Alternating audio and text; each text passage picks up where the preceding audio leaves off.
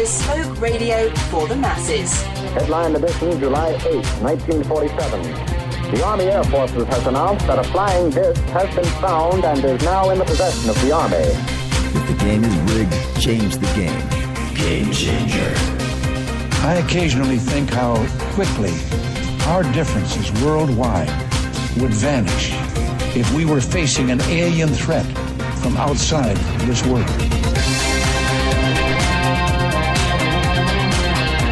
This is Fade to Black with your host, Jimmy Church, on the Game Changer Radio Network and KGRA, the Global Radio Alliance.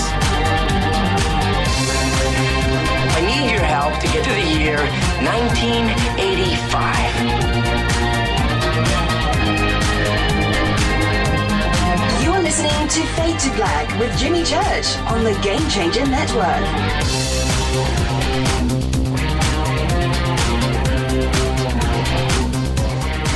Man. Fired up. How you doing? Fade to Black.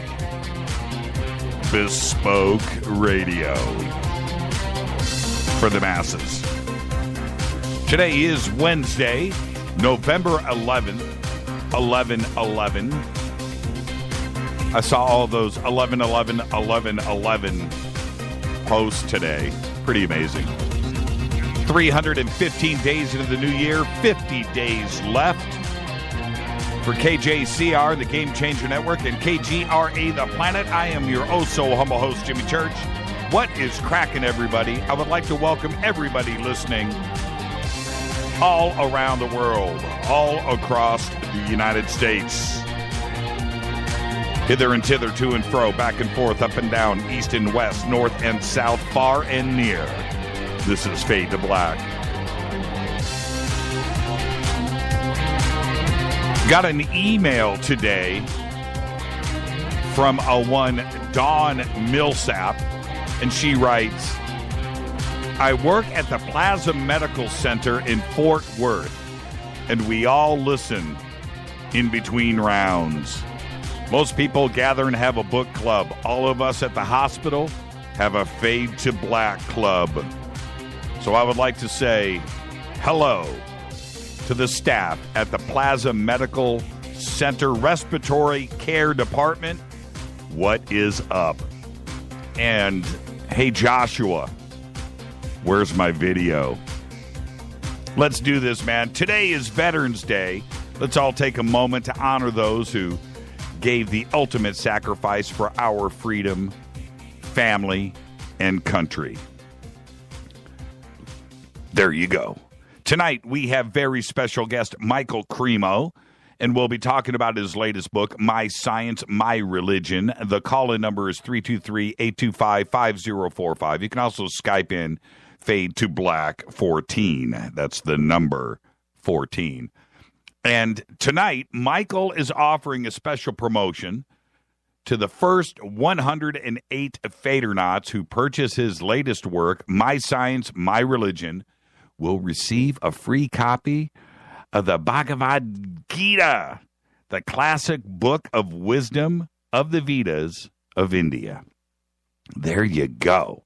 The links are up. If you go to jimmychurchradio.com and you just scroll down to Michael Kremo's page section of the website for tonight's show, you will see a nice big button. It's about 4 inches square. And it says right there, for the Fadernauts, click here. Go and get the book. It's amazing. We'll be talking about the book tonight and Michael Kremo's career. All right? Great show tonight. So excited to have Michael back. It's been way too long. I think he was on about 300 shows ago. I was talking to him about that earlier today.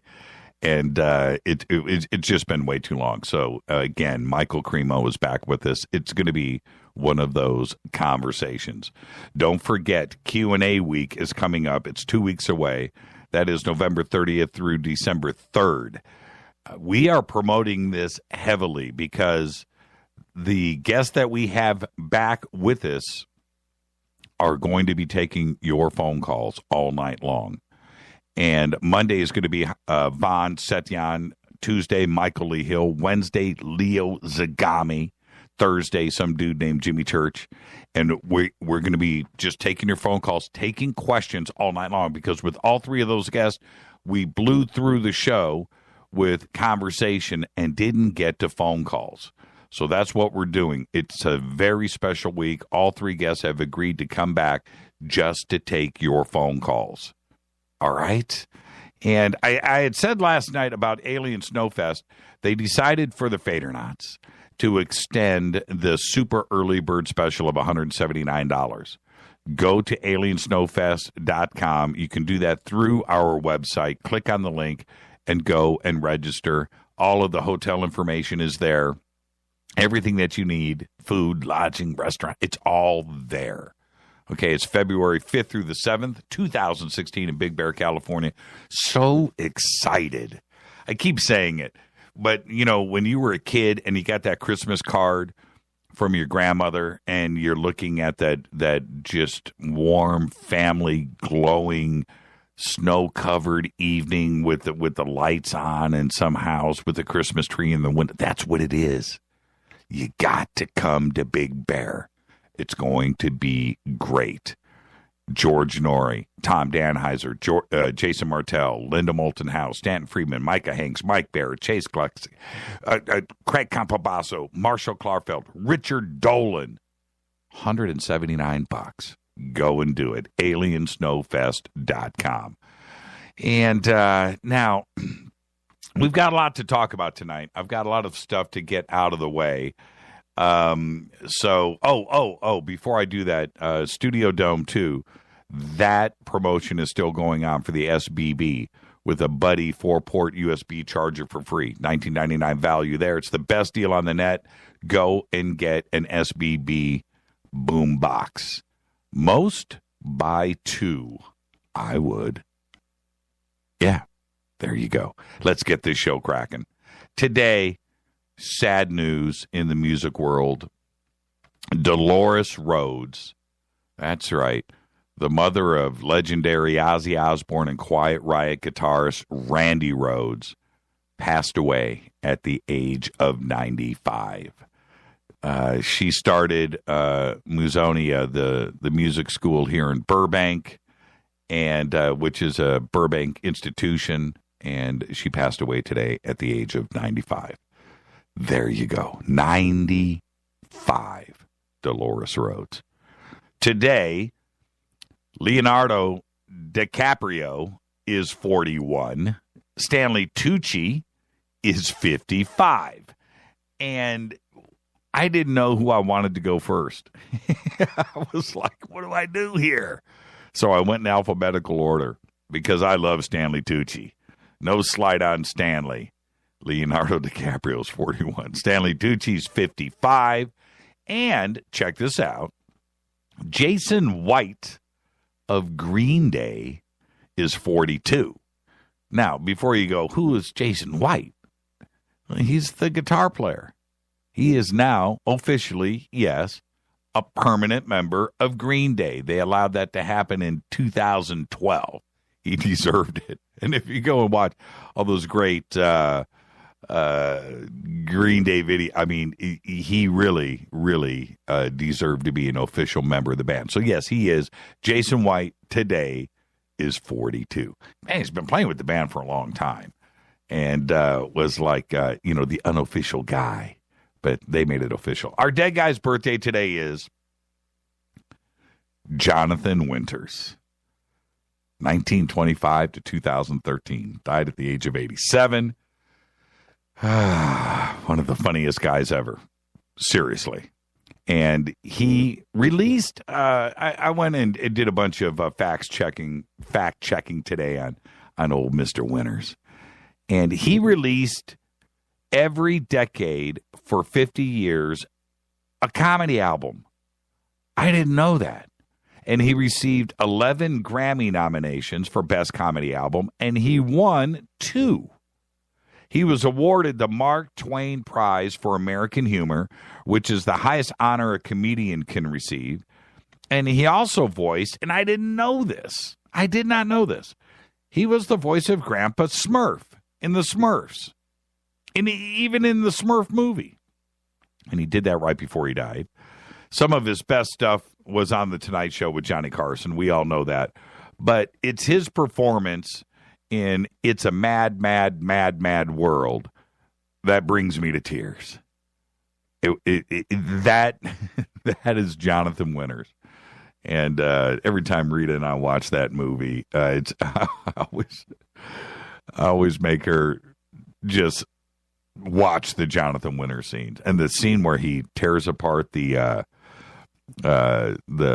gas station. Comedy at its finest. He died of natural causes on the evening of April 11, 2013, at his home in Montecito, California, at the age of 87. Happy birthday, Jonathan Winters. All right. Now, for Twitter tonight, I didn't know if I was going to go with, but I decided to. We got to, for Dolores Rhodes, let's do this for Randy. What is Randy's best guitar performance? Give me that song. Give me that song. I have a few. Goodbye to Romance. Right? But what about Diary of a Madman? I don't. Over the Mountain. Oh man, I don't know. They're all great, right? So there you go. What was Randy's best performance? And they're all good. It's a tough one, Mr. Crowley. That's a tough one, Crowley. The word of the month, I think it's by default. It's turned into the word cheese. It was an accident, but it makes me laugh. Cheese. Follow us on Twitter at JChurchRadio.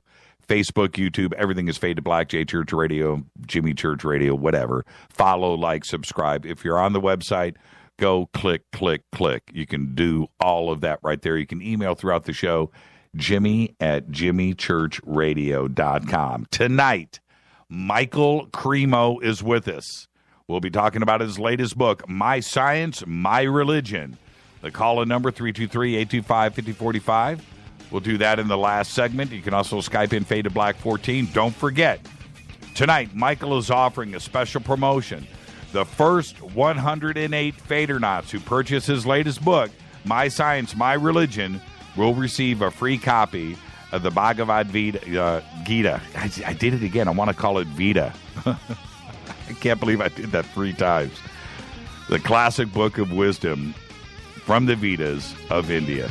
This is Fade to Black. I'm your host, Jimmy Church.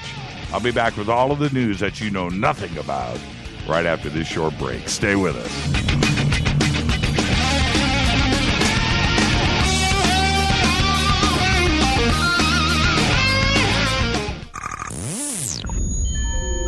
You're listening to Jimmy Church, Fade to Black. Fade to Black will now pause for alien identification. The station that talks the net. KGRA Radio. What's up, revolutionaries? It's me, Jimmy Church. Do you have an IRS or state tax issue? Well, I did, and I called national tax experts. My problems were fixed, done, fini, and man, I gotta tell you, it was a relief.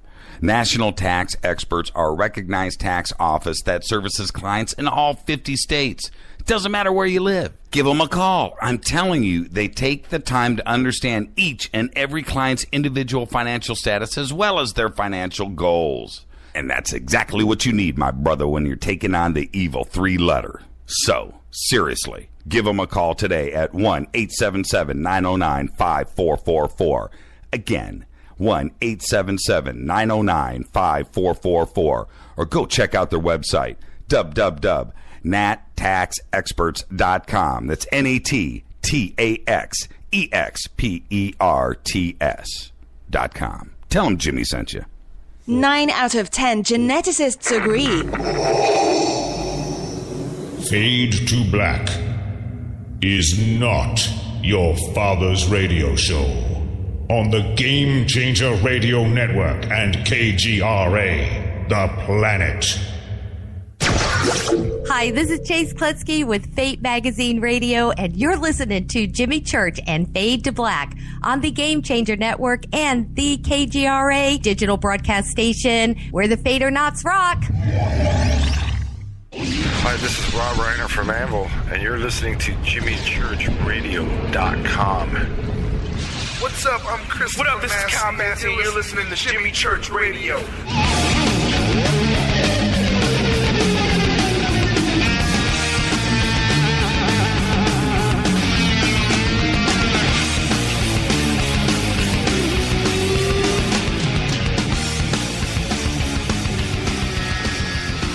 Welcome back. Fade to Black. Cortana's upset. Tonight we have very special guest Michael Kremo, and we'll be talking about his latest book, My Science, My Religion. The call-in number is 323-825-5045. Tonight, Michael is offering a special promotion. The first 108 Fadernauts who purchase his latest work, My Science, My Religion, will receive a free copy of the Bhagavad Gita, the classic book of wisdom from the Vedas of India. Just go to jimmychurchradio.com, click on the link. It's right there, and go and get her done. On this day in history, in 1918, World War I ends. It ended at 11 o'clock in the morning on the 11th day of the 11th month of 1918. That's right. Trippy, isn't it? Fader fact. Sean Connery turned down the Gandalf role in Lord of the Rings. And he said, and I quote, "I read the book, I read the script, I saw the movie. I still don't understand it." End quote. Sean. He's the man. All right. All the news that you know nothing about. The internet is all abuzz right now with claims of a UFO sighting in Houston, Texas, after a Snapchat video showing strange lights over a Be Someone sign near downtown Houston emerged online. The 6-second clip was taken, according to the Houston Chronicle, on the southbound Interstate 45 near downtown Houston yesterday. It was uploaded to Twitter, and now it is all over the web. It shows mysterious white lights that look like a UFO. According to Twitter user I'm Rad, who uploaded the footage to Twitter yesterday, said he snapped the pictures of a railroad bridge with the Be Someone sign an hour before and had not noticed anything unusual. But when viewing the video later, he noticed mysterious lights in the sky over the sign.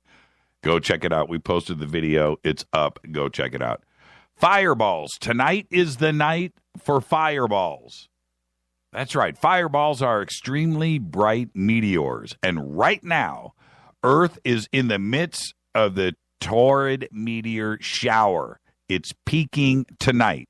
The peak of the shower, which we can see the most meteors per hour, is expected to have between 7 to 10 meteors. Flamers. Fireballs. The best way to watch any meteor shower is to get far away from city lights and look up with no special equipment required. However, fireballs are bright enough to be seen in the city. So tonight, go outside and look up. Cornell University just released a report for the best places to hide during a zombie apocalypse. That's right. And they list two. They say, avoid big cities. Densely populated areas with increased contact could fall within days. And then they suggest to head for the mountains. Remote areas like the Rocky Mountains could last for weeks or even months during a zombie apocalypse. The team from Cornell built an interactive model that lets users simulate their own outbreak with a kill-to-bite ratio, zombie speed, and number of simulations. A disease dynamic simulation of zombieism across the U.S. They used the Gillespie dynamics on block-level census data from 2010. using 308 million people interacting throughout the country. Interactions can go three ways: zombie bites human, human kills zombie, or zombie walks away. You need to go and check it out. The top 5... Are you ready? The top 5 germiest tourist attractions. Number 1, germiest. That's the word of the month right there. Germiest. Number 1, the Blarney Stone in Blarney, Ireland. It's an old Irish legend that says that anyone who kisses the Blarney Stone, which is simply a block of stone that has been built into Ireland's Blarney Castle, will be bestowed with eloquent speech. However, the luck of the Irish may not be with you if you consider that nearly 400,000 lips from all over the world kiss the Blarney Stone every single year.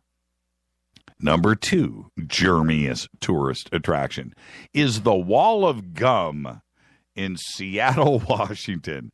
A tradition sprung up at Seattle's Market Theater and Post Alley during the 1990s. That's right, a massive wall of gum. Number 3, germiest tourist attraction, is Oscar Wilde's tomb in Paris, France. Oscar Wilde's tomb in the Père Lachaise Cemetery in Paris now has hundreds, if not thousands, of lipstick prints all over it. The number 4 germiest tourist attraction is St. Mark's Square in Venice, Italy, all because of thousands of pigeons who inhabit the square and, leave dirty little gifts on tourists' shoulders and heads. Ew. And number 5, right here in our backyard, it's Grauman's/Mann's Chinese Theater. And if you've ever been there, you know exactly what I'm talking about, right there on Hollywood Boulevard in Hollywood. And think about this. When you go, before you rush to place your hands inside the handprint of your favorite movie star, I want you to think first about how many people before you have placed their, well, you know where I'm going with this. It's gnarly. And anytime you show up there, there's thousands of people all going up and placing body parts in those handprints. It's nasty. And those are the 5 top germiest tourist attractions in the world. Launched last year, a new product called Steam, that's STEEM, peanut butter, is now on grocery store shelves. Besides the typical healthy fats and proteins, this peanut butter contains 170 milligrams of caffeine per 2 tablespoon serving, about the same amount of caffeine as 2 cups of coffee. Yeah, and so far, Steam is only available online in a handful of stores in Connecticut and Massachusetts. But if U.S. Senator Charles Schumer has his way, it won't be sold anywhere at all. Schumer said this past Sunday that 1 serving of Steam contains 5 times the amount of caffeine in 1 can of Coke.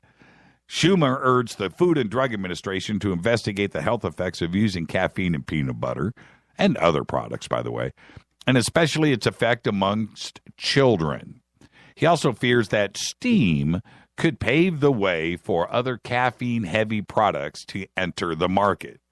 As for me, I think it's a good idea. Hey, Bob, are you that quick? Did you get that up there that fast? Wow. Is that Steam? There it is right there. Steam peanut butter just went up on Twitter. Follow us on Twitter at JChurchRadio. You guys are good. You guys are fast. Indonesia's, this is the brainiac. I love this. I love this. And it's been vetted, by the way. Indonesia's anti-drugs agency has proposed building a prison on an island guarded by crocodiles. Yes, to hold death row drug convicts. An official announced this yesterday. I'm cool with it. The proposal is the pet projects of anti-drugs chief Budi Waseso, and he plans to visit various parts of the world and search for the most fierce reptiles he can find to guard the jail. And he says, and I'm quoting, "We will place as many crocodiles as we can. I will search for the most ferocious types of crocodiles." Waseso said that the crocodiles would be better at preventing drug traffickers from escaping. Why? Because they can't be bribed. And I got to tell you, you're on the other side of that wall, and you're peeking over at, a few thousand 20-foot crocs from the Nile, from Australia. You ain't jumping that fence. Federal prosecutors call it the largest theft of financial-related data in history when they unsealed an indictment against 3 men at the center of a sprawling hacking criminal enterprise. The men they face, 2 of them are in jail and 1 is still at large. The men, 2 Israelis and 1 American, hacked the networks of a dozen U.S. financial institutions over an 8-year period and stole customer data from 100 million people, including 80 million from 1 financial institution alone. They manipulated stock prices, processed payments for other criminals, and concealed over $100 million in cash in a Swiss bank account. The charges accused 1, Joshua Aaron, 31, he's an American, of acting as a co-conspirator in the hacking ring, Gary Shalon, 31, an Israeli, and Ziv Orenstein, 40 years old, also an Israeli, of operating an illegal casino and payment processor, as well as controlling shell companies. The 23-count indictment includes charges for computer hacking, wire fraud, unlawful internet gambling, and conspiracy to commit money laundering, amongst other charges. Each count includes a maximum prison term of anywhere from 5 to 20 years. Shalon and Orenstein, they were arrested back in July. Aaron, the American, is at large, and he's now the subject of an FBI wanted poster. That's all I got time for right now. More at the end of the show. This is Fade to Black. Tonight, right here, he's back. Michael Kremo, the forbidden archaeologist. It's going to be a good show. We're talking tonight about his book, My Science, My Religion. The call-in number is 323-825-5045. You can also Skype in Fade to Black 14. This is Fade to Black on the Game Changer Network in KGRA, The Planet.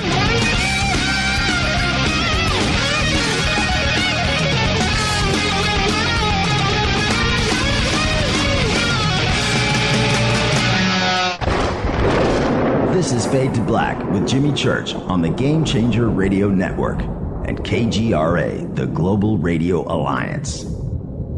The station that talks the net. KGRA Radio. Hello, I'm Katie, and you're listening to my main man, Jimmy Church, on jimmychurchradio.com. Hi, this is Ray Hobbs here, repping the planet, and you're listening to my good friend, Jimmy Church, Fade to Black, on the Game Changer Network and the KGRA digital broadcast station. Imagine no longer being tied down to your computer, but having the freedom to take live talk radio with you anywhere you go. TalkStream Live introduces our first ever iPhone application. The talk shows you follow now follow you, and your iPhone is now the fastest and easiest way to stay connected to the best talk radio on the internet. Let TalkStream Live transform the way you listen to radio. Listen to live talk shows 24 hours a day, 7 days a week. Mobile talk radio from TalkStream Live. Now available in the iTunes App Store. This is Toby Kebbell. You're listening to JimmyChurchRadio.com. Don't hurt me, Jimmy. I'm only little. Hey, I'm Adrian Grenier. And this is Ari Gold. We're the Honey Brothers. Yes. We are of the Honey Brothers. Hey, I'm Adrian Grenier. And I'm Ari Gold. We're the Honey Brothers. and you're listening to Jimmy Church. The Revolution. All right, you Fadernauts. Studio Dome has done it once again. A new Studio Dome Fadernaut special. Introducing the Studio Dome Boom Box Bluetooth speaker. It's got a rear-firing bass film subwoofer and dual 52mm main speakers. You'll never listen to your tablet or cell phone speakers again. Just click on the Studio Dome banner, use the promo code Jimmy, and you'll get the SBB for $49 and free shipping. And get a Buddy 4-port USB charger for free. That's a $19.99 value right there. And they'll throw in a Buddy in the box. It's the best deal on the net anywhere. Just go to jimmychurchradio.com, click on the Studio Dome banner, enter the promo code Jimmy. Go Beckley Teppy. This is Micah Hanks of the Gralien Report, and you're listening to Jimmy Church on Fade to Black, across the globe on the Game Changer Radio Network and the one and only KGRA Radio, The Planet.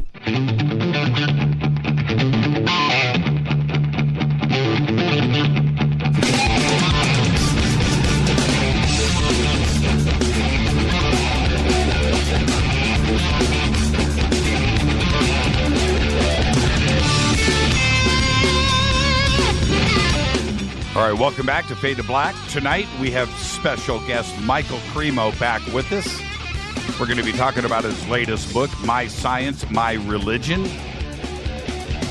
We'll see if we can squeeze in some calls later on in the show. The call-in number is 325-825-5045. And tonight, Michael is offering a special promotion. The first 108 Fadernauts who purchase his latest book, My Science, My Religion, will receive a free copy of the Bhagavad Gita, the classic book of wisdom from the Vedas of India. Michael Kremo, also known as the Forbidden Archaeologist, is hailed as a groundbreaking research pioneer and international authority on archaeological anomalies. His bestseller, Forbidden Archaeology, first published in 1993, is translated into 26 languages, and it challenged the very foundation of Darwinian evolution. As he crosses disciplinary cultural boundaries, he presents us a compelling case for negotiating a new consensus on the nature of reality. He is a member of the World Archaeological Congress and the European Association of Archaeologists. After receiving a scholarship to study international affairs at George Washington University, he began to study the ancient Sanskrit writings of India known as the Vedas. In this way, he has broadened his academic knowledge with spirituality from the Eastern tradition. I would like to welcome back to the show Mr. Michael Kremo. Michael, good evening, sir. Jimmy, good to be with you and all your listeners. It's been a while. Yes, it has, and it's been too long. Let's not do this again, all right? Let's the thing is, Michael, I want to start off with this. Since you were on with this last, and we were talking about this earlier today, it was probably 300 shows ago. And I don't know if you realize, but I have on one guest, one researcher, archaeologist, academic after another that comes on this show, Michael, and says, well, according to Michael Kremo, Michael Kremo says, well, my friend Michael Kremo, you are the most talked about researcher out there, and that's a heavy responsibility. How does that make you feel? Well, in one sense, it's flattering. My book, Forbidden Archaeology, the title of it has become kind of a general term for a whole genre. Many people now use that phrase. It's sort of like Xerox came to mean any kind of paper copy or something like that. So I'm pleased with it. If people are grasping onto this term, forbidden archaeology, and they're appreciating the work that I've done. Of course, it's not all fun and games. It's not all roses. There are a lot of people who really don't like what I do, and anybody who searches under my name on the web is going to find that out quickly enough. So in one sense, I'm a little bit detached from it. Whether there's people who agree with me or disagree with me, to me the most important thing is that I'm true to myself. That's the only way to go about it, and that's the only way to stay honest too, as well. Because if you sway, with the positive, or you sway with the negative and change your message, then it's not you anymore, right? You're being reactionary. Yeah, that's the way I look at it. Like I said, I try to remain true to my own convictions, whether I'm getting praised for it or blamed for it. Maybe that's something that I've gotten from studying the Bhagavad Gita, where Lord Krishna tells Arjuna, just engage in the fight. Don't worry about victory or defeat or profit or loss. Just do your individual duty. Remain true to yourself. I wanted to ask you about how you grew up. I don't think we talked about this before. Your religious background with your family. Tell me about that, because I want to talk about where you are today before we move on in the conversation. What was your family's background growing up? Well, I grew up in a military family. I mean, today is Veterans Day, so it's nice to acknowledge that. My father was an Air Force officer. In World War II, he was engaged in flying planes from India over the Himalayas to supply troops in China, where they were fighting the Japanese. So he was part of that whole effort. He was also in the Korean War, was a navigator on a bomber. And later in his career, he became involved in the intelligence services. And all of these things had a big influence on me as I was growing up. I mean, growing up in a Air Force family like that meant, for one thing, that we were moving to different places in the world. So I got exposed to a lot of different worldviews and cultures, and that had an influence on me. And also the fact that I grew up among people who were in the military, in the intelligence services, in the diplomatic service. It allowed me to see that there is such a thing as secret knowledge. There is hidden knowledge. There are things that are going on in the world that a lot of people simply don't know about. There is such a thing as classified information that doesn't get out to the general public. So that has been something that's influenced me in my forbidden archaeology work. Now, I was raised in a Roman Catholic family, and I've never really given that up in one sense, but I've kind of broadened my interest. I became very interested in the spiritual culture of ancient India and eventually became the disciple of a guru from India. And as part of that, I began looking into the ancient Sanskrit writings of India, which tell of a very ancient human presence on this planet. So there were a lot of influences as I was growing up in a military family. When I discuss there, actually, let me back up for a second. I'm a military brat too, as well. And what I found when I came back to the United States after doing a 3-year tour, right, with my father, and down in the Canal Zone, and I came back to the States, and I was 15, 16 years old. And after being away for so long, and then and hanging out with another culture, and almost like a third world country, Panama wasn't quite third world, but nonetheless, and coming back and looking around at my friends in the United States, how they just didn't have a world view, and they just didn't quite get it, Did you have that same impression coming back to the States at a young age and looking around and just saying to your friends or thinking to yourself, you guys, there's a whole nother world out there. You've got to take the blinders off? To some extent, yes. I had a similar experience. I spent my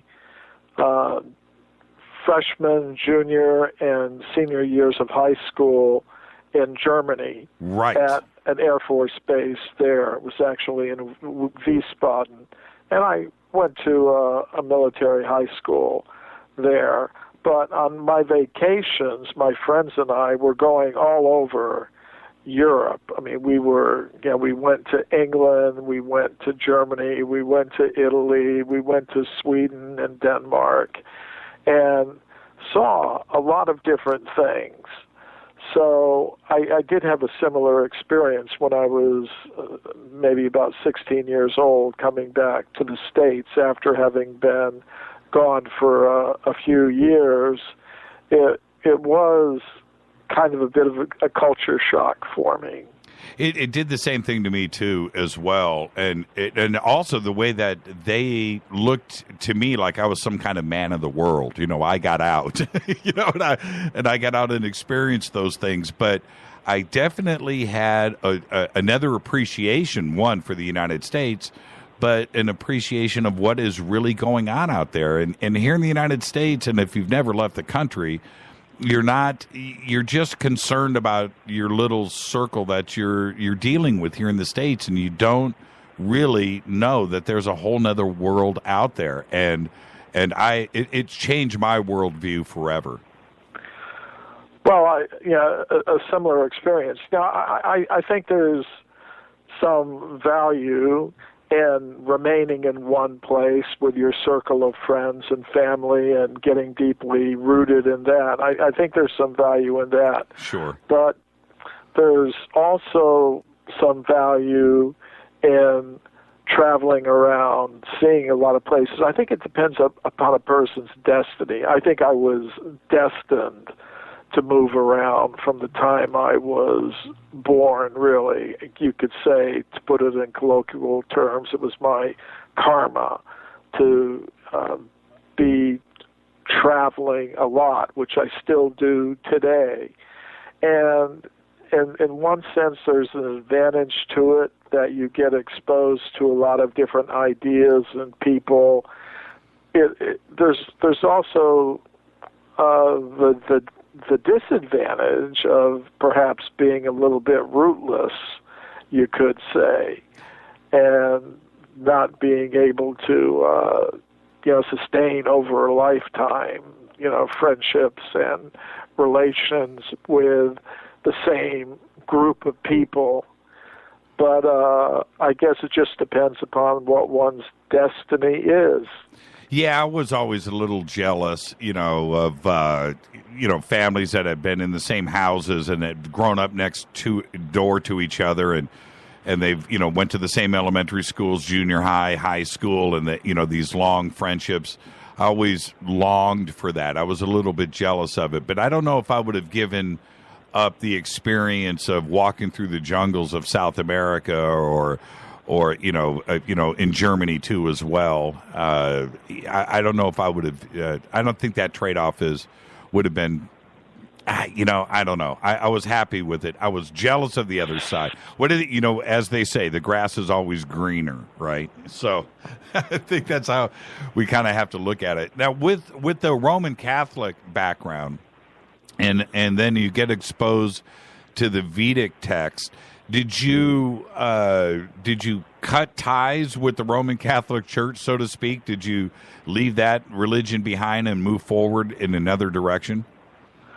Well, I look at it in my own case. Of course, everyone has to make up their own minds about these things, but I kind of looked at it as a natural growth of the kinds of interest that I had. I mean, I remember once before I even came in contact with, the Vedic spiritual tradition of India, I had gone this is when I was in my late teens, early 20s. I had gone on a traveling expedition through Europe and the Middle East, and I wound up spending some time in Israel. Although I'm a Roman Catholic, I wanted to visit Israel, and I worked on a kibbutz there for some time.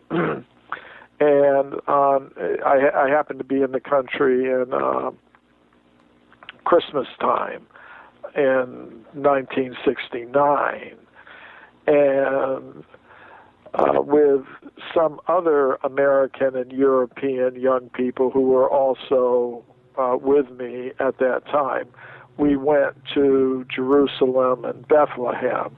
Now, it just so happened that it was after one of the wars there, and there weren't any tourists around. So we went to the Church of the Nativity in Bethlehem on Christmas Eve. And it was the most spiritual experience that I'd had up to that time, because we went into that Church of the Nativity, and you can go down through some passages underground where they say it's the place where Christ actually appeared. And there were some Belgian nuns there who were singing Christmas carols, and it was the most totally spiritual Christmas experience I ever had, because in America and much of the world, it's become totally commercialized. It's just become a kind of a competition. Are the sales in the stores up or down over last year? Right. That whole commercial aspect to it.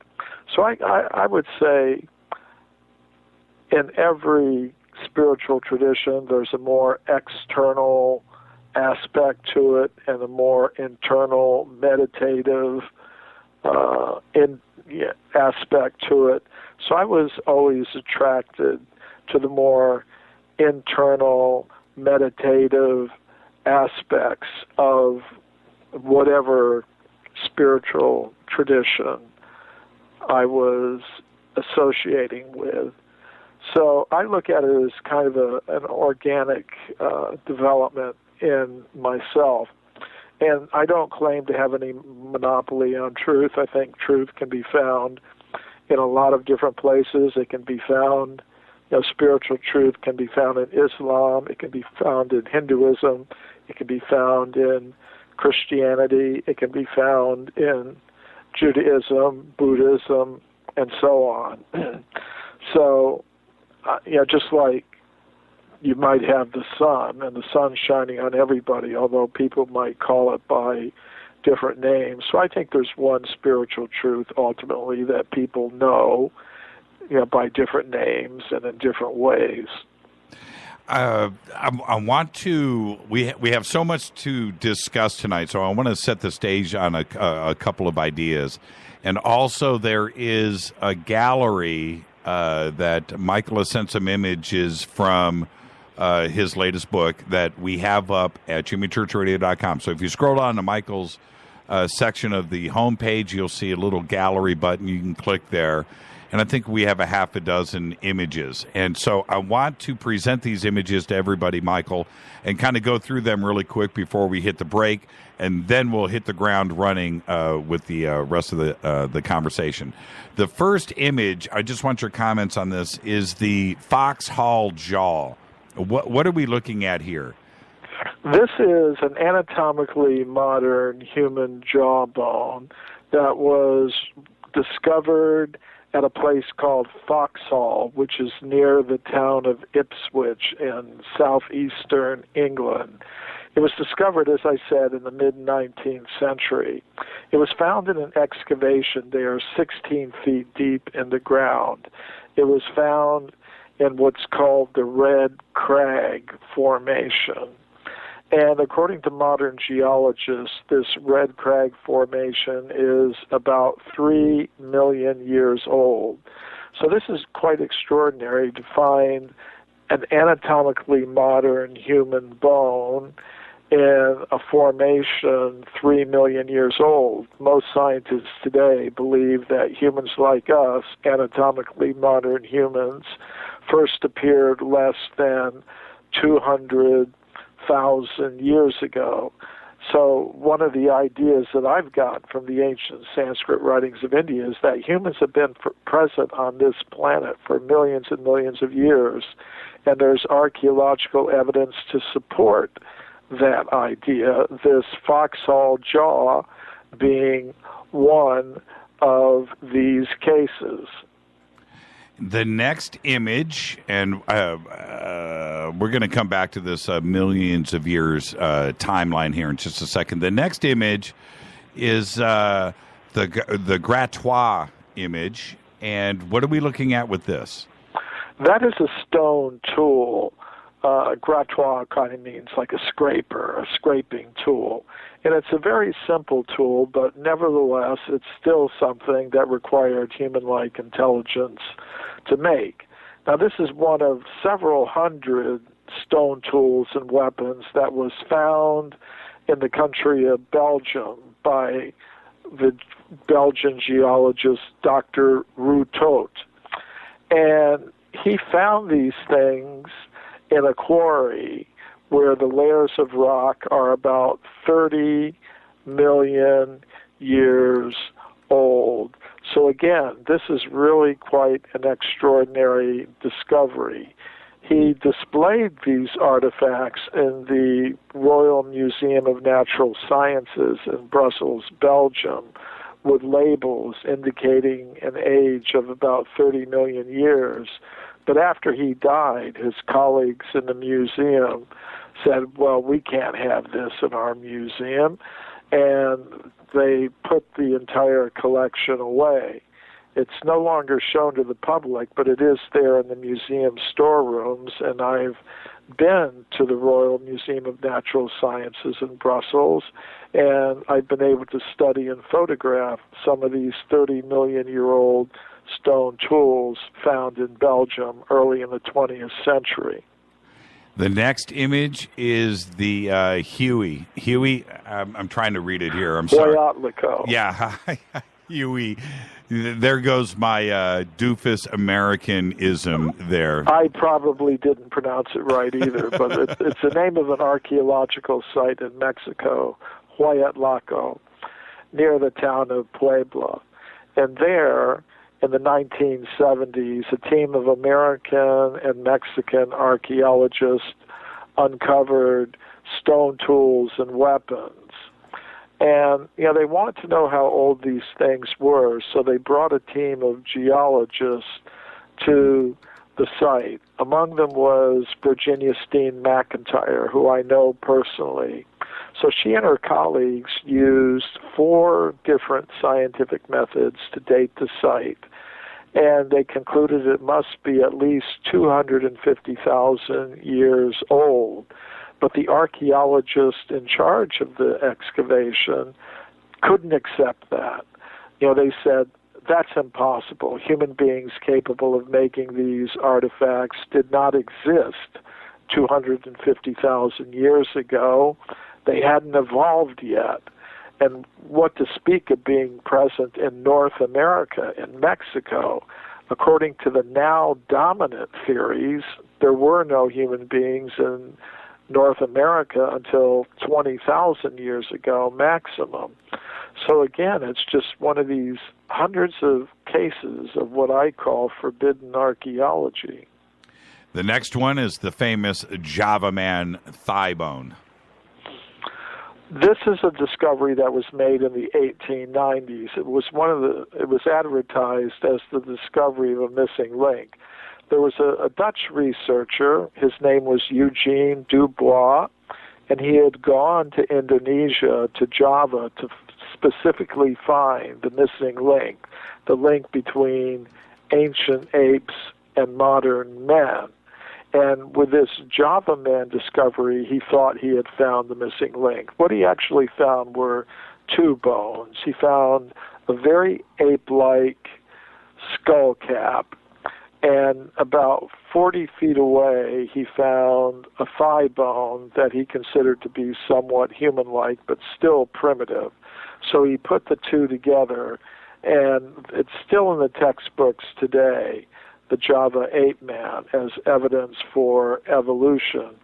However, what we don't read in the textbooks is that later some prominent English scientists carefully examined this thigh bone, and they found it was absolutely identical to an anatomically modern human thigh bone or femur. Now, they concluded that actually the thigh bone did not belong with the ape-like skull. So really what you had there, instead of one creature, a missing link, you had two creatures, human beings like us and some type of ape-like creature coexisting with each other. These bones were found in layers of rock about 1 million years old. So if you had human beings existing 1 million years ago, that completely contradicts anything that's now being told by mainstream science about human origins. The next one is it Meister? That is a footprint that was, actually it's a shoe print that was found by a man named William Meister in Utah at a place called Antelope Springs in the 1960s. William Meister was what you might call a rock hound, a fossil collector. So he was out there breaking open rocks with his little geologist hammer. And one rock that he broke open had a shoe print in it. And crushed in the shoe print was an ancient shellfish called a trilobite. And that indicates that this shoe print was about 600 million years old. So my Forbidden Archaeology co-author, Richard Thompson, went out to see William Meister, and he took photographs of the shoe print. And we did some measurements, and we found it's exactly, the measurements correspond to the measurements of, say, a modern shoe print. And even there were details of the print. For example, the heel was worn down in exactly the place where you would expect it to be worn down. If you look at the heel of your shoe, you usually see it's worn down in a certain place. So that's an extremely anomalous, very ancient shoe print or footprint. We've got 3 more images in the gallery that we'll pick up after the break, and then we'll hit the ground running. Tonight, Michael Kremo is with us, the Forbidden Archaeologist. This is Fade to Black. I'm your host, Jimmy Church. We're on the Game Changer Network and KGRA, The Planet. More with Michael Kremo right after this short break. Stay with us.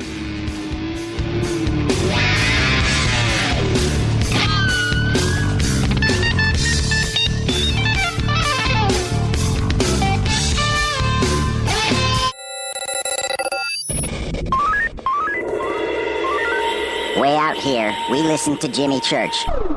You're listening to Fade to Black. Always on the edge of the hottest alternative talk. Jimmy Church with Fade to Black. KGRARadio.com. ¿Qué tal, mis amigos? Yo soy Mario Carson, el tiburón, y los invito para que escuchen a mi buen amigo Jimmy Church Radio. ¡Claro que sí! Did you ever turn to your radio for your favorite talk show to find that it's been preempted for this? In the air to deep right center. Back goes Lewis to the wall, and it's all here! Or this? And I'm ashamed of you, Hillary, for voting for it. Do you have a favorite talk radio program that's not available in your city? Just go to TalkStreamLive.com for links to the best streaming talk radio shows. At TalkStream Live, you will find live talk shows 24 hours a day, 7 days a week. All your favorites are here. With such a large selection, you will also discover some new favorites. On the go and still want to listen? With the mobile smartphone, simply type TalkStream Live on your internet browser. Now you can take internet radio with you. You will also find hundreds of music, news, and sports streams. Best of all, the TalkStream Live directory is free and there's never a login required. Remember TalkStreamLive.com, the fastest route between you and your favorite talk radio show. You are listening to Fade to Black with Jimmy Church on the Game Changer Network. Oi, oi, I'm Reese Evans. You're listening to Jimmy Church. This is Revolution. The revolution will not be televised. The revolution is on radio. Ciao.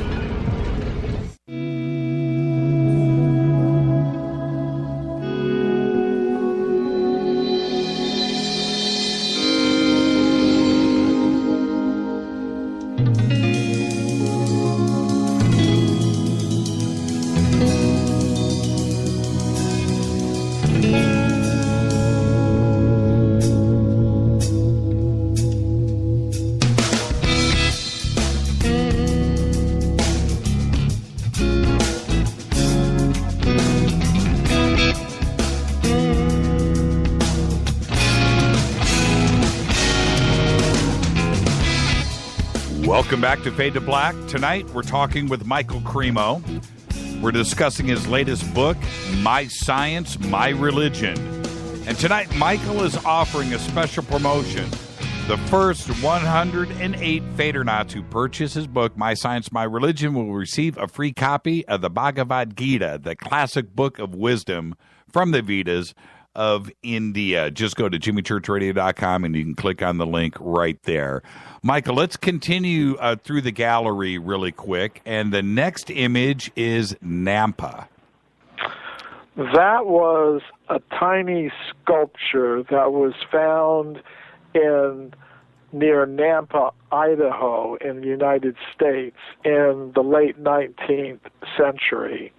There was a well boring going on there, and the well boring had gone down about 300 feet below the surface of the ground. And at this level, this little figurine, obviously a work of art, came up with the materials that were coming from that 300-foot level. So when I was researching this case, I got in touch with geologists of the United States Geological Survey and inquired about the age of the formation at that place, at that level. And I learned that it's part of what's called the Glens Ferry Formation, and it's about 2 million years old. So normally, archaeologists think that sculpture and artwork of that kind first came into existence less than 50,000 years ago. So to have an example like this Nampa image coming from a formation 2 million years ago is really extraordinary.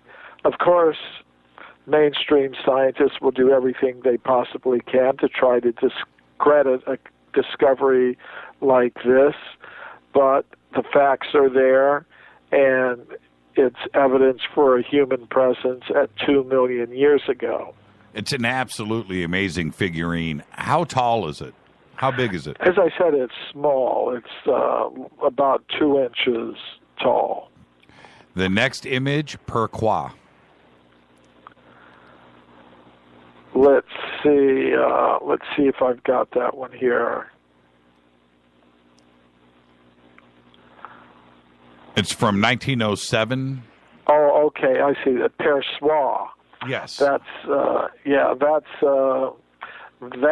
again is one of the stone tools found by Dr. Routot in Belgium. So we have talked about that already. They were stone tools and weapons found in layers of rock about 30 million years old in Europe. Unbelievable image. And the last one, Trent. That is the Trenton femur. Now, this isn't as extremely old as some of the other examples we've been talking about. It was discovered in the 19th century in Trenton, New Jersey, in a a cutting that was made when they were putting a railroad through, and they found stone tools and some human bones, among them this femur or thigh bone, and it was found in a formation that modern geologists consider to be about 107,000 years old. Now, that's anomalous for North America. Most archaeologists today wouldn't expect to find evidence for any kind of human in North America before 20,000 years ago. That's their current idea, that maybe 20 or 25,000 years ago, people came from outside North America, maybe from Siberia, maybe from Europe. A few people are saying around 25,000 years ago or so. But this evidence in the form of a human thigh bone goes back over 100,000 years. So that's what makes it, that's what puts it in the forbidden category. I have theorized on this show many times about our timeline here, and I want to present this to you and get your comments really quick. When we look at the basics, which is, okay, let's just say, and I'm going to use round numbers here, let's just say us today, you and I, that we're 150,000 years old, and we can follow that date back to a specific timeline. And here we are for 150,000 years. And then the Earth itself, 4.5 billion years old. And if you shoot that timeline all the way over to the right, that 150,000 years and 4.5 billion years, that's a little sliver of time at the end of the timeline. And if you take that little sliver that's all the way over at the right, which is like the width of a piece of paper on this 4.5 billion year timeline, you could interject, couldn't you, Michael, that 150,000 year evolutionary cycle to modern man and the internet and atomic warfare today. You could throw that anywhere in the timeline of 4.5 billion years, and man could have come and went hundreds, if not millions of times and existed and disappeared and existed again and existed again. Is that a wrong way to look at things? And why won't historians accept the fact that we could have existed just like we do today 100 million years ago? We just came and went. Why do they put up this fight?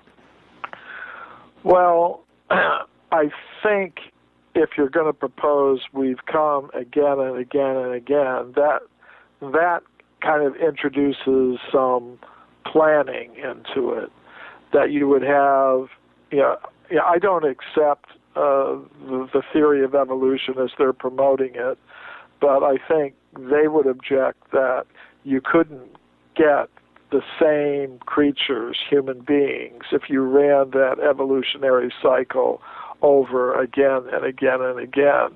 They tend to say that the process of evolution is governed by random genetic mutation.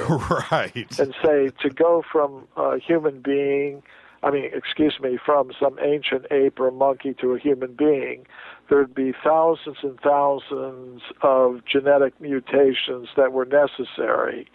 And they would say that to think that you would get the same random series of genetic mutations that would again lead to human beings just really wouldn't work.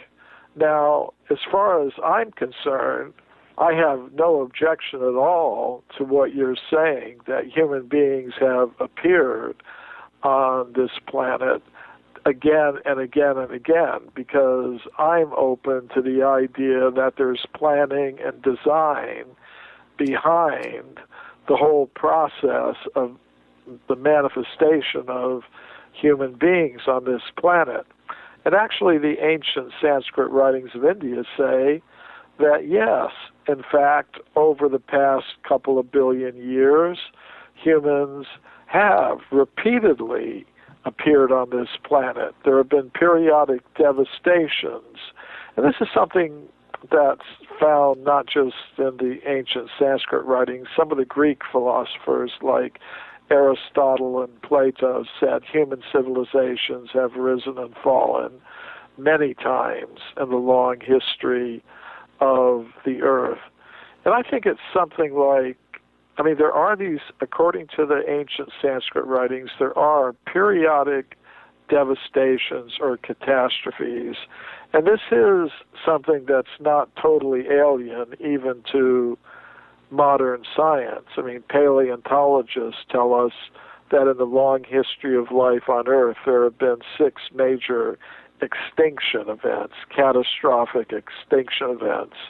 The last one being the one that wiped out the dinosaurs about 65 million years ago.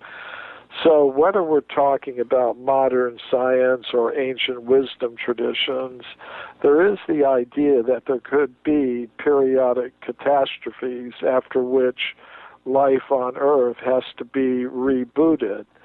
Now, the way I think it works is I think we exist in a multi-level cosmos, and that at higher levels of reality, there are intelligent beings who have the resources, both in terms of planning and material ingredients, that allow them to reboot life on this level of reality when it's wiped out in these periodic catastrophes.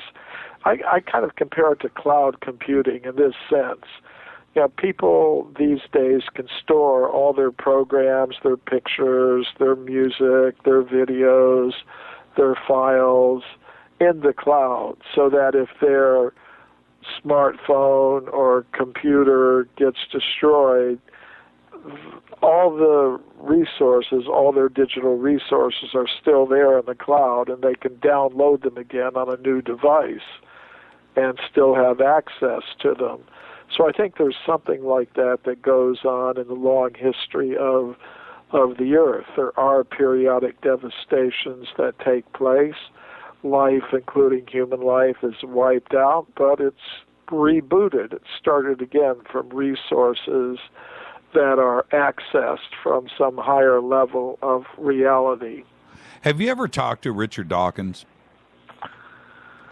I haven't spoken to him personally.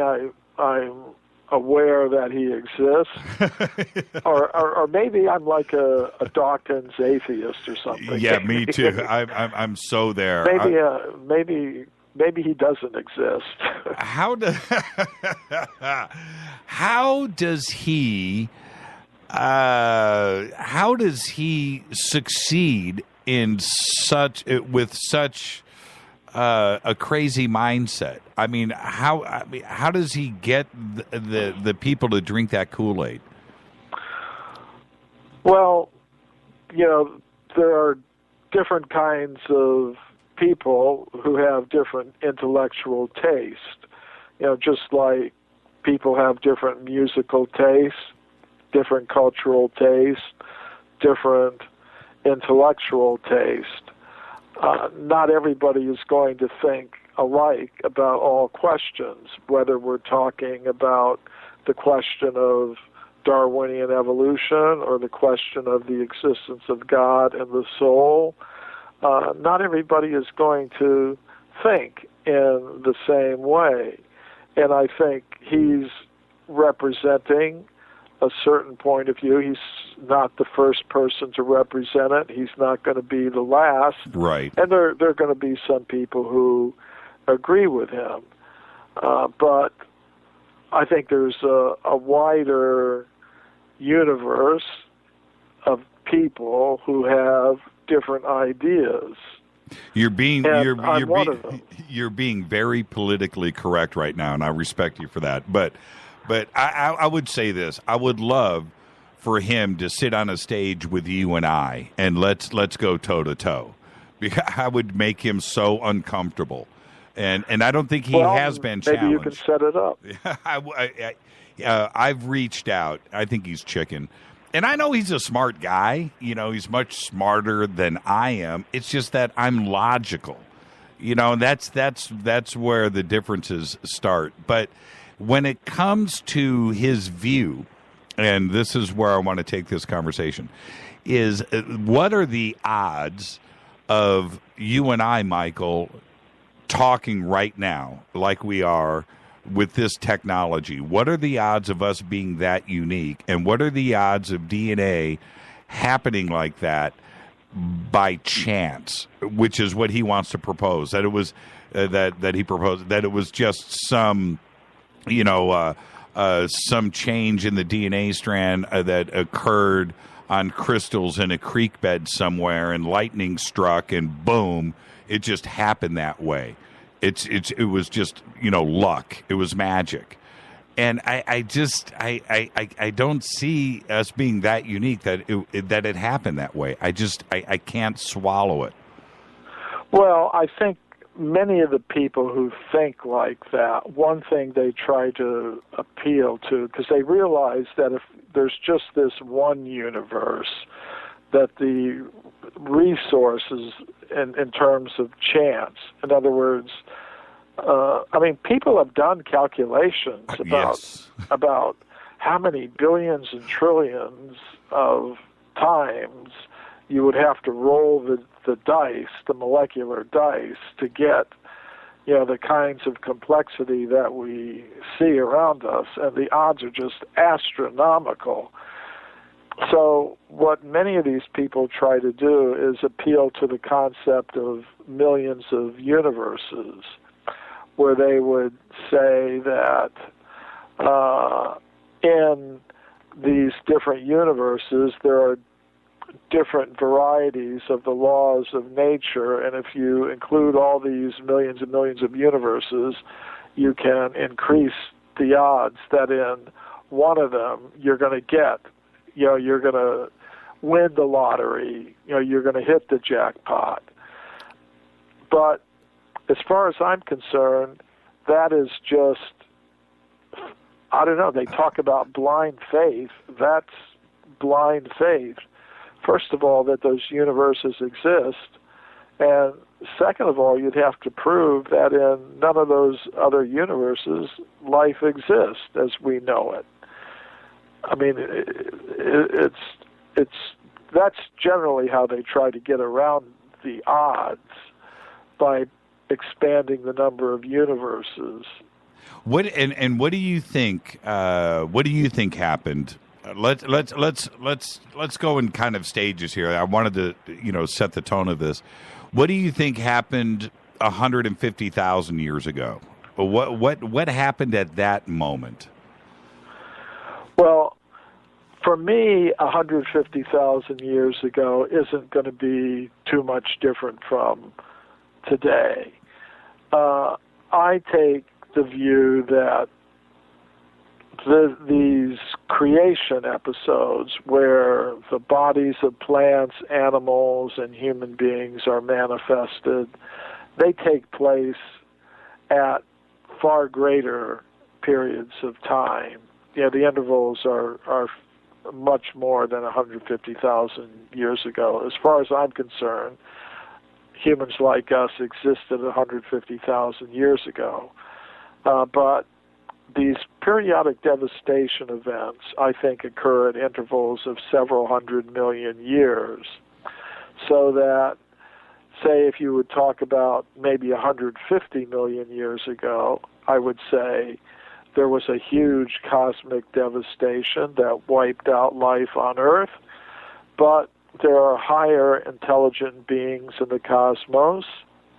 People might have different kinds of names for them, gods, goddesses, extraterrestrial beings, angels, or people in different cultures would have different names for these beings, but they have the intelligence and the resources to manifest bodies of plants, animals, and humans on this level of reality.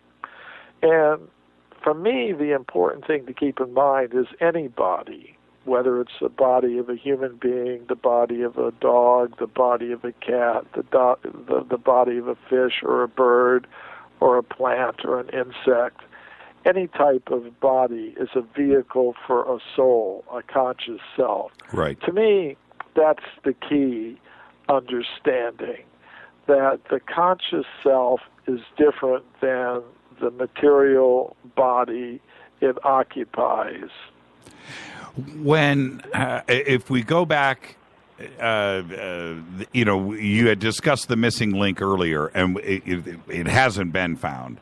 But Orthodox historians will try to tell you that, well, okay, we can't explain what happened 150,000 years ago, but then it also happened at 400,000 years ago, but we can't explain that either. And if we look at that timeline going to present day, 400,000 years, 450,000 years to now, and try to explain Darwinism or evolution, how come other species around us haven't evolved either? It's only us that are dealing with the internet today, right? And cell phones, and nuclear technology. But monkeys and chimpanzees aren't building tree houses, right? They haven't evolved. How can academia not explain that part of it? That we are still only the unique species to have developed like we have, to laugh and have humor and thought and invention?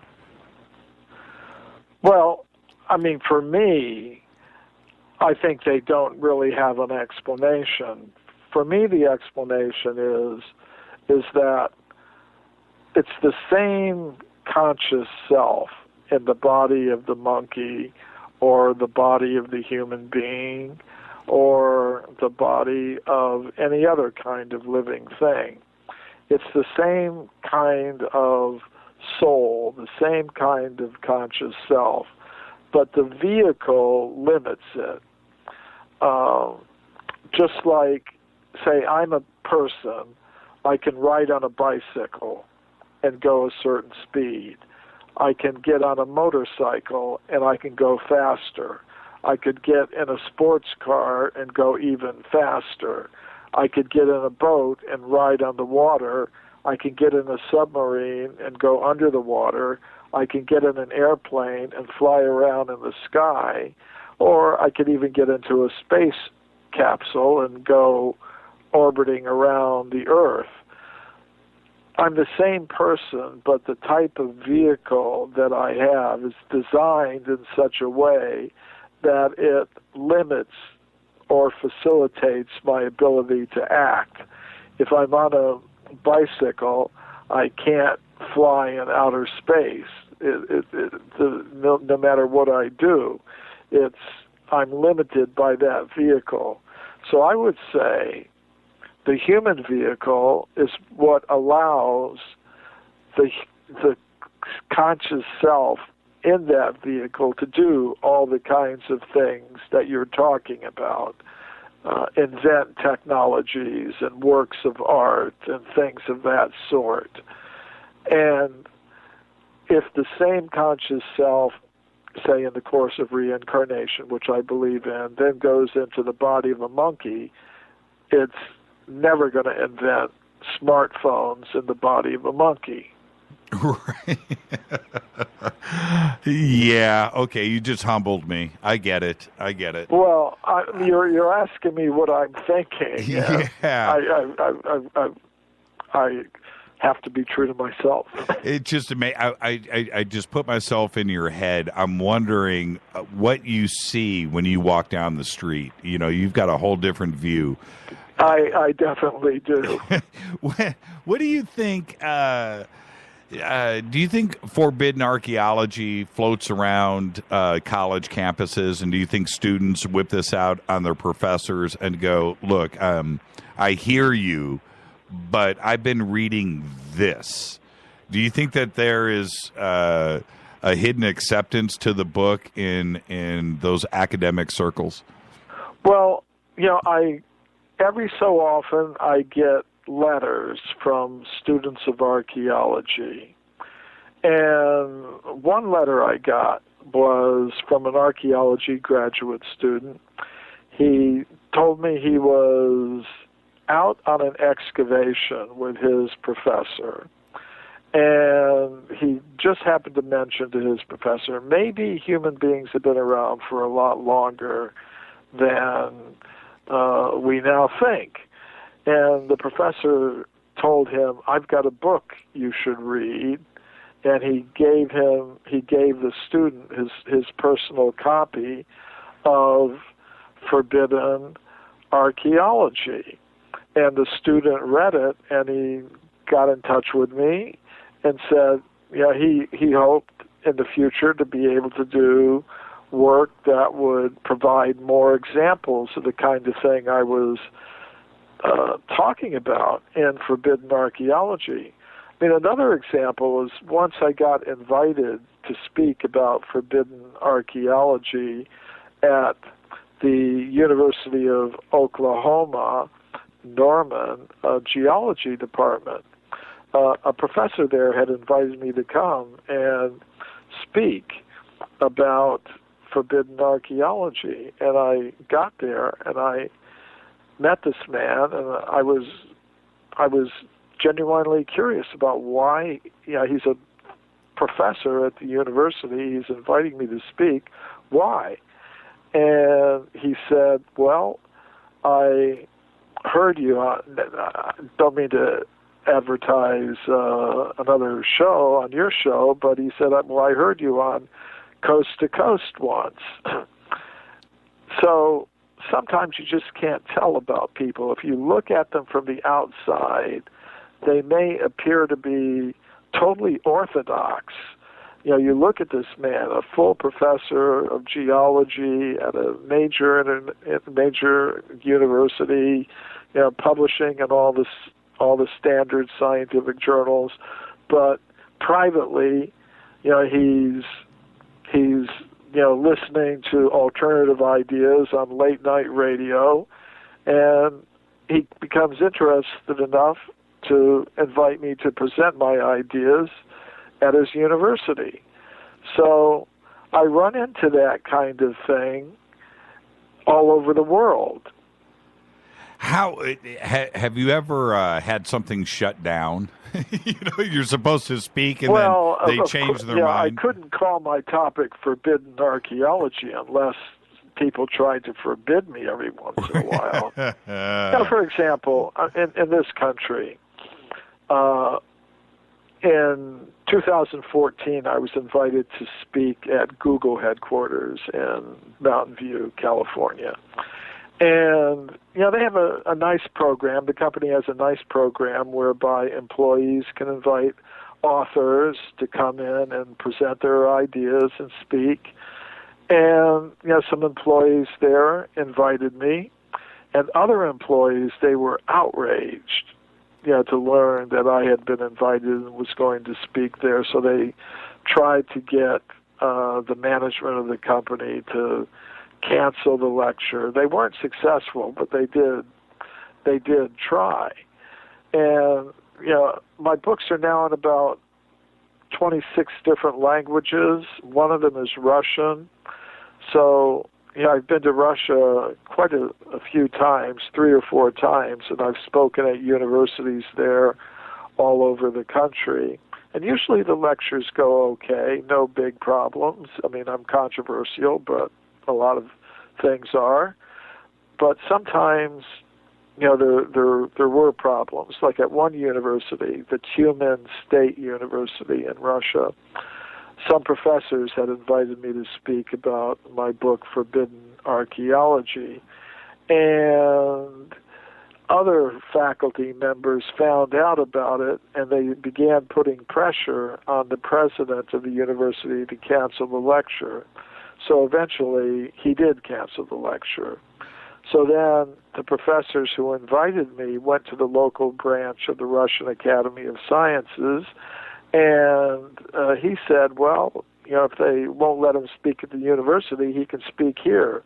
So they had a bus bring students and professors from the university to the Russian Academy of Science building, and the professors who invited me said more people came than would have come if the lecture had been held at the university.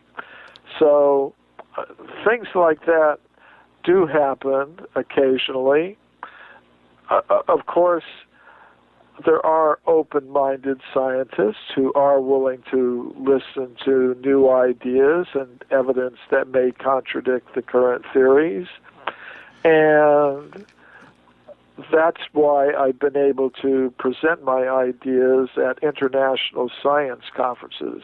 Actually, my latest book, My Science, My Religion, is a collection of 24 papers that I've presented at mainstream international scientific conferences, mostly conferences related to archaeology, meetings of the World Archaeological Congress, meetings of the European Association of Archaeologists, and so on. I have a selection of those papers here that I want to actually get into and discuss. Not all of them. I went through and picked out some of my favorite subjects. So let's jump into that in a second. But when it comes to Russia, you would think that they would be a lot more open to this than just about anywhere else, because they're sitting on a mountain of ancient civilizations there, the entire country, and more is being discovered there all the time. That's going back quite a huge chunk of time. And when you look at the world, where do you find the most evidence geographically for this? Is it Siberia? Is it Russia? Is it Africa? Is it North America? Is it South America? Where do you find the most evidence? Well, the evidence comes from all parts of the world. I can't say that it's limited to one. There's a lot of evidence that comes from, a lot of evidence for extreme human antiquity coming from South America, especially Argentina. There are cases from Mexico, from the United States, Africa, Asia, Europe. So I'm if somebody went through my book Forbidden Archaeology, they would see. I mean, there are hundreds of cases in the book, and they come from all parts of the world, which I find pretty fascinating.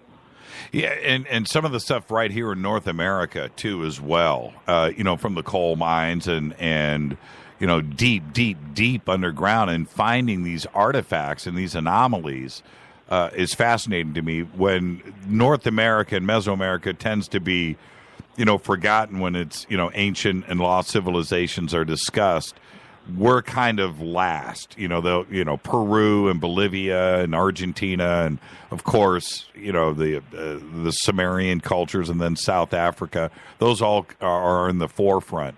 But you've found some fascinating things right here in North America. Well, absolutely right. Of course, the mainstream scientific idea is no humans of any kind in North America until around 20,000 or 25,000 years ago. And then they would have been primitive hunter-gatherers according to their way of looking at things. That's right. So, but actually, if you go through what I would call the hidden history of the human species in North America, you've got examples like the California gold mine finds, where during the 19th century the gold miners were digging tunnels into the sides of mountains like Table Mountain and near the town of Sonora in the Sierra Nevada mountains. And they were finding human bones, human artifacts, stone mortars and pestles, obsidian spear points, all kinds of things at many different locations in this gold mining region, and layers of rock that modern geologists consider to be as old as the early part of the Eocene period, which means about 50 million years ago. So you've got those kinds of discoveries. And in South America, I'm investigating some cases from Argentina now, most of them made near a place called Miramar on the coast of Argentina, a little bit south of Buenos Aires. There, early in the 20th century, many archaeologists and other scientists were uncovering evidence for a human presence going back 2 or 3 or 4 million years. And the list just goes on and on and on. Do you think? What do you think? What do you think academia would do if there was a human skeleton like found on the inside of a T-Rex, right? Or, it's just something really unexplainable and crazy. What would their approach be to that?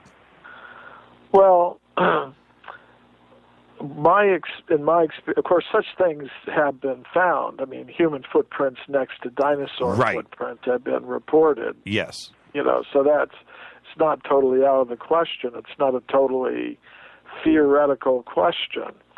But the usual approach is just to remain silent about it. And if forced to say something, then to draw up some laundry list of all possible ways in which the original discoverers could have been mistaken, gotten the date wrong, maybe the artifact slipped down through some crack or something like that. I've had experience, presenting things like this, and it's not a very scientific way in which to proceed, because if you're going to be fair about it, if you're just going to start inventing ways in which a discovery could be wrong, not prove that it's wrong, but just begin to suggest ways in which it could be wrong, it's sort of like, the parent, maybe around Christmas time, they're hiding some presents in a closet somewhere. They tell the kid, don't go in there, there's some boogeyman or something. If I were the kid, I wouldn't just listen to the story why, something's going to happen. I'd want to look myself and see. So sometimes that's what you get, the equivalent of these boogeyman stories of the ways that things could possibly be wrong. But if you're going to behave in that way, if that's going to be your approach, then you have to display the same skepticism towards all the discoveries that support the current theories and say, well, yeah, they could be wrong too. They could be mistakes. They could be hoaxes. They could be misdated and things like that. So, once I was in Europe, actually it was in Copenhagen, and I was giving a lecture about forbidden archaeology, and I was talking about some discoveries like the California gold mine discoveries, for example. And an archaeologist was there at the lecture, and he began this usual approach of saying, well, it could have, the artifacts could have slipped down a fissure. The original discoverer could have been mistaken. The dating could be wrong. I mean, without giving any scientific evidence at all that any of those possibilities were actually true. So I said to him, well, it's possible that you could be a 3D holographic projection from, an alien spaceship. Right. If you're going to talk about things that could be, right, without proving them, you can just say anything you want. And they do. That's the thing. And they do.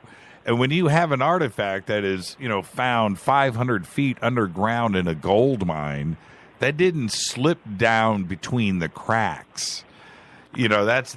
Or a nail that's found embedded in coal, that's obviously 100 million years old, and they're going to say, well, no, it just, they dug it up. It happened to be there. They took it down there with, and they'll just say anything except for looking at it from a scientific set of eyes and actually investigate and try to figure out how it got there.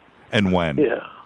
And the cases that I talk about in Forbidden Archaeology, for the most part, are discoveries that were made by professional archaeologists or geologists or other earth scientists. They were made by people who were very much aware of these possibilities, that are often raised by skeptical people. They're aware of the problem, well, maybe something slipped into some very ancient layer of rock from some higher, more recent layer of rock through a fissure. And they look very carefully and say, there were no fissures. What about my favorite, I just love looking at these images, the London hammer that was discovered in London, Texas? That is a very interesting discovery. It's not one that I included in my book Forbidden Archaeology because I didn't have enough information about it at the time it was written.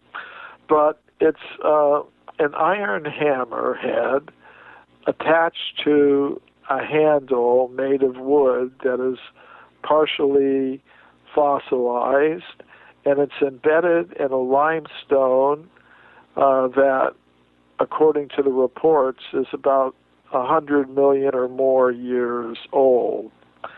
So that's a pretty amazing discovery. It's one that I've got in that I'm researching now for a book that I'm working on called More Forbidden Archaeology, about new cases that have come to my attention since the first book, Forbidden Archaeology, was written.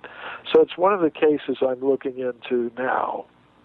And things about the hammer, like it has never rusted.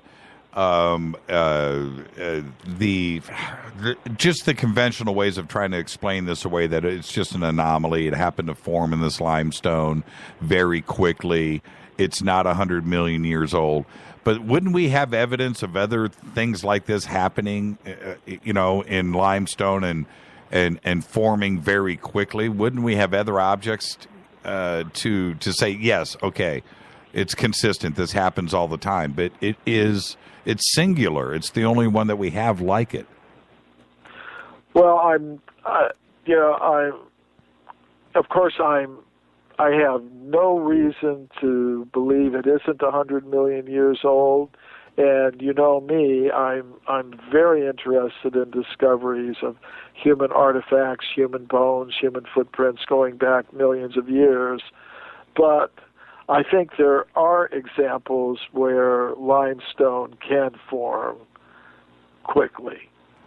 And I've seen some scientific reporting on this where you can have coins or other metal objects embedded in what they call beach stone, which sometimes forms over the course of a few years. But that doesn't mean that happened in this particular case either. I don't think all these cases can be dismissed by the fact that in some cases carbonate rock can form relatively quickly. Let's go through some of your papers really quick. Let's go to chapter number 8, which it's titled Forbidden Archaeology of the Early and Middle Pleistocene and Evidence for Physiologically and Culturally Advanced Humans. Yeah, this is the early Pleistocene, goes back about 2 million years. And the Middle Pleistocene goes back about 100,000 years. So we're talking about the period of time between 100,000 or 200,000 years ago and about 2 million years ago. And there's a whole bunch of discoveries that fit in that period. I was kind of limiting myself in this paper, which I presented at a meeting, I believe, of the European Association of Archaeologists. I didn't want to go over the whole range of topics, so I picked that period of time between 200,000 and about 2 million years ago. And there you have discoveries like one of the ones we mentioned a little bit earlier, the Nampa image, which goes back about 2 million years, and the Geological discoveries going back about 250,000 years. So that's what that paper was about. And I think the significant thing about it is some people out there think that the kind of thing that I'm talking about is something that's discussed, that I discuss only on late-night radio shows. And people, and I love late-night radio shows. I don't personally make any distinction, but some people out there do. And I think people may be surprised to learn that I'm speaking about these things, not just among radio and television shows that routinely deal with the out of the ordinary and the anomalous and the extreme, but there are even people in the mainstream scientific world who are willing to lend an ear, who are willing to listen to these things and have them presented at their professional gatherings. You know, I think I told you this before, mentioned this to you before, but I went through a really bad Michael Kremo phase in my life, right? And I just was everything out there I could find and watch and read, and it lasted for a couple of years. And I went and found an entire collection of really old video of you doing the talk show circuit, right, across the United States, different morning programs, whatever, Good Morning Denver, Good Morning Phoenix, Good Morning Miami, and watching the host of these shows visibly like uncomfortable about this subject because it just doesn't fit the paradigm. And what was it like actually going out there and trying to talk about something that was completely foreign to these show hosts? They really didn't know what to do with you. Well, but still, I regarded it as significant. That tour was in connection with the launch of my book, The Hidden History of the Human Race, right? Which is the abridged popular version of Forbidden Archaeology. Forbidden Archaeology is 900 pages, and Hidden History is about 300. But I thought it was significant that those morning and afternoon talk show hosts, news reporters, were covering me. Any publicity is good publicity, and they weren't attacking me. They may have been a little bit uncomfortable, but they were asking relevant, good questions, and they may have been trembling a little bit as they were doing it, but I thought it was significant that those mainstream media outlets were covering the book. They just thought, here's a controversial author, he's got a controversial book, and let's give our viewers a look at them. It's a great collection of videos, and I'll suggest to my audience just go out there and search it out. It's really fun to watch, and you're just out there rolling that rock uphill, and it's just fascinating. Let's move on. Chapter 9 is Forbidden Archaeology of the Paleolithic and how I can never say that word. Pithecanthropus. Yeah, Pithecanthropus influenced the treatment of evidence for extreme human antiquity. Well, this is related to the Java Man discovery that I was talking about a little bit earlier, which was made in 1893. Now, Darwin published his book, The Origin of Species, in 1859. And this is I'll tell you a little bit about how I really got into this forbidden archaeology research. So in 1859, Darwin comes out with his book Origin of Species, and almost immediately scientists began talking about human evolution, human beings evolving from apes and monkeys. And then they start talking about the missing link. And after talking about it, they start looking for it. Now, I was kind of curious. In the modern textbooks, the first missing link that is discovered is the Java man, with the human-like thigh bone and the ape-like skull put together in one creature and called the missing link ape man. That's the first discovery. So I was kind of curious, why did it take them so long? Why did it take them 40 or 50 years to find their first missing link? So I started looking into what was happening in archaeology during the 1860s, the 1870s, the 1880s, and I found, yes, they were looking for the missing link, but they weren't finding it. What they were finding was evidence that humans like us existed millions of years ago, 10 million years ago, 20 million years ago, 30 million years ago, 40 million years ago, 50 or more million years ago. And all that evidence was piling up. It was reported in the scientific journals. We don't hear anything about it today because of that discovery of Java Man. When they found their Java ape man, their missing link, it was found in layers of rock about 1 million years old. So then the scientists had to decide, okay, we've got our missing link, so what are we going to do now with all this evidence that humans like us were existing 10 million, 20 million, 30 million, 40 million, 50 million years ago. Right. That's when the knowledge filtering process really began. So they just suppressed all of that evidence that had accumulated. And what I've done in my book, Forbidden Archaeology, is bring all that evidence back to light.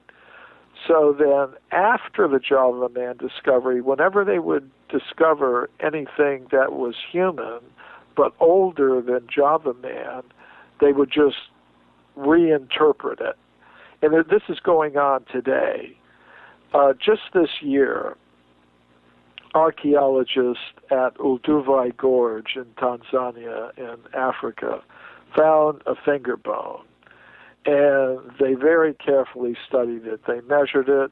They compared statistically the measurement of this finger bone with the finger bones of monkeys, of chimpanzees, of gorillas, of baboons, of different kinds of ape man, like Australopithecus and Homo erectus. And they also compared this finger bone with the measurements of modern human finger bones. And they found it fit within the modern human group, not any of the ape men or the apes or monkeys. Now, this finger bone was found in layers of rock 1,840,000 years old. So in their scientific report, the scientists say, okay, we've found this finger bone. Technically, it's called the OH86. That's the specimen name, OH86 finger bone. And it's human in form, modern human in form, but it can't possibly be Homo sapiens because Homo sapiens didn't exist 1,840,000 years ago. So it just shows, the influence of this Java Man discovery. It was very important in the whole history of archaeology. How can they have it? How can they attempt to have it both ways? They're saying one thing and then they stop. They stop in their tracks. So it's like they want to have it both ways. It's like anomalies are actually very difficult to perceive. there was a philosopher of science named Thomas Kuhn. He wrote a book called The Structure of Scientific Revolutions, and he was the man who popularized the idea of a paradigm. A paradigm means you've got some dominant consensus about how science should think about a certain question and how it should do its research. And if you've got evidence that conforms to the background paradigm, it fits, it's in the box. But if you've got evidence that's outside the box, it's very hard to recognize it for what it is. You're just stumped. And there have been psychological experiments that show this. One famous psychological experiment was done where people were shown cards from a deck of cards. You have a deck of 52 cards, and within the deck there are some anomalous cards. For example, a 6 of hearts, that's black, or a 4 of spades, that's red. And, the psychologists found that if you show people these cards one after another, the normal cards and the anomalous cards, people just cannot perceive the anomalous cards, even though they're looking right at them. And Thomas Kuhn said scientists are like that. They could be looking straight at something totally anomalous, and it just doesn't occur to them that maybe their whole paradigm, their whole theory is wrong. Do you think that there could have been throughout history the chance that we developed to the point where we are now or more advanced and left the planet, a breakaway civilization, if you will? Yes. And again, my ideas on these things are influenced by my studies in the ancient Sanskrit writings of India, especially the cosmological writings. And they tell of 400,000 human-like species scattered throughout the universe. And they talk about travel and communication between humans on this planet and humans and human-like beings on other planets and other parts of the cosmos. So I'm prepared to accept that kind of thing. And even some mainstream scientists like Stephen Hawking, the great astrophysicist, they're talking about things like this as well. We're going to be up against a break. When I come back, we're going to continue on with a couple of your papers here, but also I want to ask you about the meteorite screw that was found outside of Moscow back in 1998. That's another difficult one for the academics to just explain away, if you will. This is Fade to Black. Our guest tonight is Michael Kremo, the forbidden archaeologist. More with Michael when we come back right after this short break. Stay with us.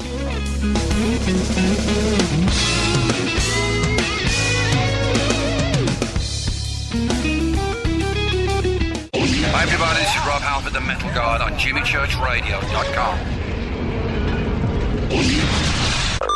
KGRA Radio. Intelligent talk. Are you a paranormal investigator, ghost hunter, or UFO skywatcher? If so, FNGinnovations.com has the product you definitely need in your investigations kit or go bag. Introducing the Morpholite Wide Beam Tactical Flashlights that put the light where you need it most. Traditional flashlights shine a focused round beam with limited line of sight in the dark. Morpholite Tactical Flashlights change all that, utilizing a revolutionary wide beam design to enable you to see safety hazards such as hanging wires and steel, pipes, and holes in the floor you just can't see with a focused round beam. In the field, where safety is paramount, a 180-degree beam increases orientation and peripheral vision in the dark. Morpholite flashlights are ideal for investigations in abandoned facilities such as houses and hospitals, factories, caves, and tunnels. Avoid those low-hanging tree branches that poke your eyes in the woods. Visit FNGinnovations.com to see a full line of tactical lights and accessories. That's FNGinnovations.com. Now you can find all your favorite talk radio shows live, all in one place at TalkStreamLive.com. Listen from anywhere, office, home, or in your car. Just go to TalkStreamLive.com and click on one of the many live talk show hosts you want to listen to. It's free and easy. No computer? Download the smartphone apps. Never miss your favorite talk show. Find them all at TalkStreamLive.com.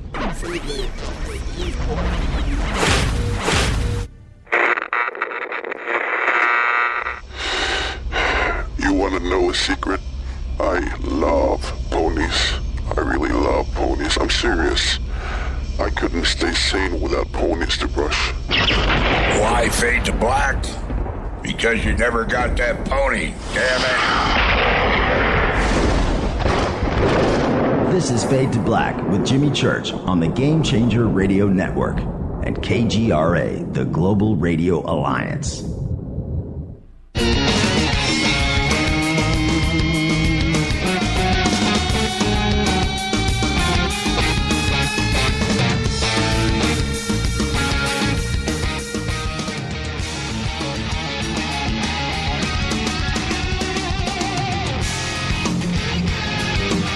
Welcome back. This is Fade to Black. I'm your host, Jimmy Church. Tonight we are talking with Michael Kremo and his latest book, My Science, My Religion. I do want to remind everybody that Michael tonight is offering a very special promotion to our Fadernauts, our listening audience. The first 108 Fadernauts who purchase My Science, My Religion will receive a free copy of the Bhagavad Gita, the classic book of wisdom from the Vedas of India. Michael, right before the break, I brought up the meteorite screw. That's the best way that we can describe it. That was discovered outside of Moscow in 1998. What does this prove? I mean, the dating of it being between 300 and 320 million years old, that the iron atoms of the screw and silicon atoms of the rock have in fact spread and fused, suggesting that it can't be anything new or fresh. Does this prove the existence of ET, or does this prove some type of ancient 300 million year old technology? Well, if I understand correctly, you're talking about the screw-like, actually quite tiny, almost microscopic tungsten screw-like objects that were found in Russia. Is that what we're talking about? Yes. Yeah. It kind of reminds me of some of the questions I got from people when they first read Forbidden Archaeology. And what I did in the book was just put the evidence out there without offering necessarily an explanation for it, because I wanted people to be free to think about their explanations. I mean, certainly this evidence contradicts what we're now being told, just like these screw-like objects that were discovered in Russia, and these very, they're obviously something of a high-tech nature, obviously something that was intelligently made and designed, that are found in some very, very ancient layers of rock going back millions of years. So the question is, and you were putting it, well, how do you explain these things? And just in general, in my book, Forbidden Archaeology, I've just put the facts about the discoveries out there because I've wanted people to be free to think about how to best explain them. And some people explain these anomalous artifacts by some kind of time travel. They would say technically advanced people from the future time traveled into the past and left them there. That's an idea that I've heard to explain these kinds of things. Others have gone for the extraterrestrial hypothesis, proposing that the Earth was visited in these ancient times by beings from other parts of the universe with highly advanced technological capabilities. Then other possibilities are say the one that I might favor, that, well, there were humans like us present on Earth in those very ancient times, and that's how they've done it. Or maybe some others have proposed a process of Darwinian evolution with human-like intelligent beings coming into existence many millions of years ago instead of the couple of 100,000 years ago that most scientists now favor. So I'm happy that people are considering all these different alternatives, because we certainly do need some alternative to what we're now being told. And as far as I'm concerned, the real story may be a little bit complicated. People tend to want a very simple explanation, but the real story may involve some combination of all these possibilities. Sure. Renee just sent me, she's one of our producers here, she just sent me a question to ask you. She says, please ask if he was aware of the work of a university professor who gave public classes at the San Diego Museum of Man in the 1980s. He showed his audiences dozens of hand-shaped stone tools, such as choppers and scrapers, that were all found in North America and dated over 100,000 years old. All of us took turns holding these rocks in our hands, and it was obvious by their shape and weight distribution that they were made specifically for an individual, either right-handed or left-handed, perfectly shaped and weighted for the human hand, because if you turned them around, you couldn't use them easily as a tool. He had written a book on this, and he told us that he gave classes at the Anthropology Museum because the local university wouldn't endorse his findings. What do you know about that? I believe she's talking about George Carter. Okay. Who wrote a book, I think, called Earlier Than You'd Think. He's somebody that I knew personally. We had a correspondence when my book, Forbidden Archaeology, came out. We had some correspondence about it, and also some correspondence about his discoveries in the Southern California area, say at places like Texas Street and San Diego. And I've met other students of him as well. So I think your producer is one of many students who were influenced by George Carter, who was a professor at one time at the University of California at San Diego, and who did research throughout the Southwest, finding evidence for a human presence going back 100 or 200,000 years at a time when most scientists believed there were no humans in North America until maybe 10 or 12,000 years ago. Now they've kind of expanded it to 20 or 25,000 years ago. But he's a really good example of what I would call a genuine maverick within the scientific establishment. Now, I'm outside of it. I can do and say whatever I like, but he was a good example of someone within the establishment who had the courage to say these things and present them to his students. Now, later he went to, I think, Texas A&M University in College Park, Texas, and he also demonstrated, he did a lot of work related to the question of whether or not there were transoceanic contacts between the Americas and the cultures of the old world. And he showed that there's extensive evidence that America in ancient times was in touch with the civilizations in other parts of the world, which is, again, a kind of forbidden archaeology topic.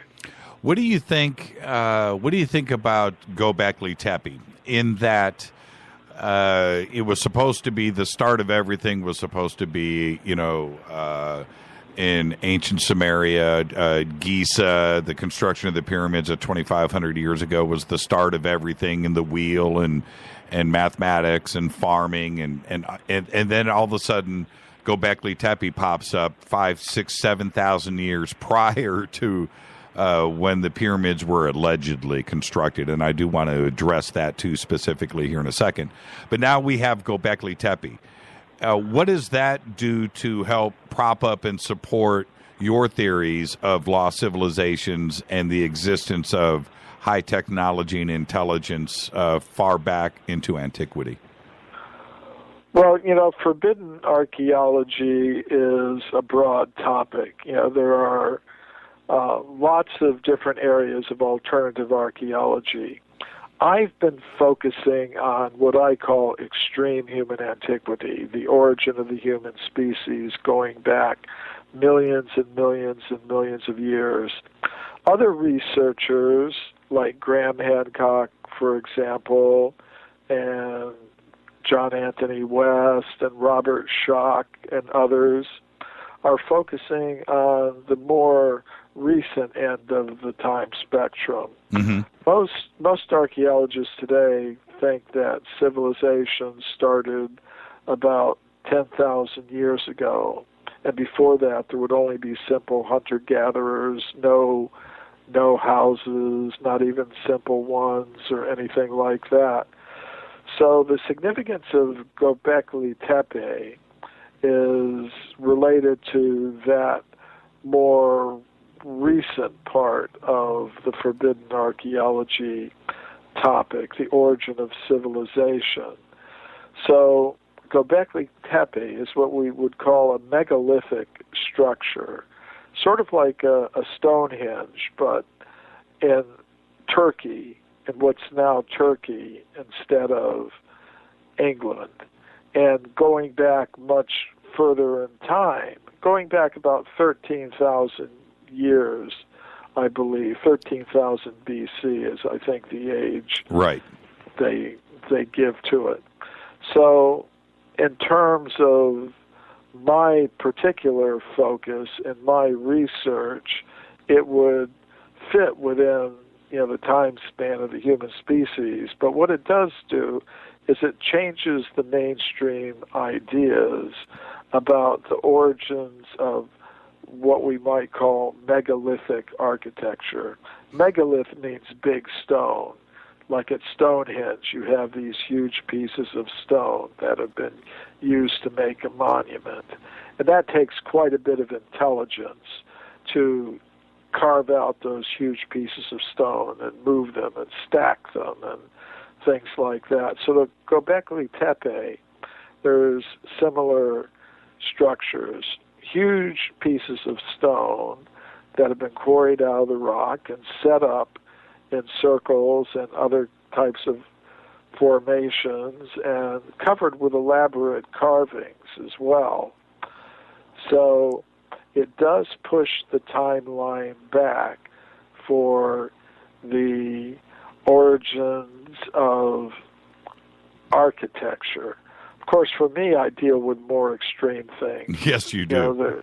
There's the case of some coal miners early in the 20th century at a place called Heavener in the state of Oklahoma. They had gone down 2 miles below the surface in the coal mine. They were using dynamite to blast out what they call rooms in the coal, and then they would clear out the coal, and when they were clearing out one of the rooms they had blasted out, they noticed at the end a wall made of 6-inch square cubes of stone that had been polished to like a mirror-like surface. And according to one of the miners who was present there in an affidavit that he wrote and signed, the miners were taken out of the mine was closed, and they were sent somewhere else and told not to speak about it. So, if you're talking about strange architectural structures, that's pretty unusual because the coal in this mine is about 300 million years old, and to have a wall like that built at that time is pretty amazing. And what about? I'm going to jump back over to Europe and Carlos Ribeiro and his discoveries back in the 19th century. Well, he was the chief government geologist of Portugal in the latter part of the 19th century, and he discovered hundreds of human artifacts in his country of Portugal, stone tools and weapons, and he found them in layers of rock 20 million years old. And he said, as a professional geologist, they cannot have come into those layers from any higher, more recent level through fissures or anything like that. And he displayed these artifacts in the Museum of Geology in Lisbon with labels indicating an age of about 20 million years. Now, after he died, his colleagues in the museum did something interesting. They left the objects on display, but they wrote new labels for them, giving them far younger ages of about 20,000 years rather than 20 million years. I said 20 million years? That's totally impossible. 20,000 years, that sounds about right. And then the next generation of officials in the museum just put the entire collection away. Now, I had found out about these discoveries in the course of my research, so I went to Lisbon, and I went to the Museum of Geology there, and I got permission from the directors of the museum to study and photograph those artifacts, and I presented a paper about them at a meeting of the European Association of Archaeologists that was held in Lisbon, in Portugal, in the year 2000. I thought it would be an interesting place to talk about these discoveries. So some archaeologists in Portugal became really interested in what I had to say, and they later published my paper in a peer-reviewed scientific journal called the Journal of Iberian Archaeology. So sometimes people ask if I have peer-reviewed scientific presentations, and the answer to that question is yes. I wanted to, before I move on, I wanted to talk. We discussed Louis Routot in the beginning of the program. I want to get back to that.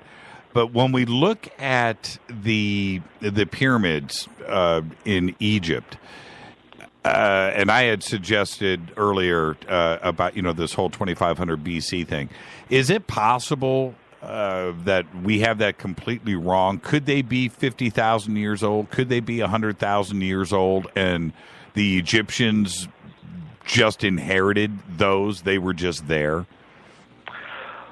I think it's possible. If you look at the Egyptian histories, there's a history of the Egyptian pharaohs that was written by an ancient historian named Manetho, and he's got lists of pharaohs that go back 70,000 years.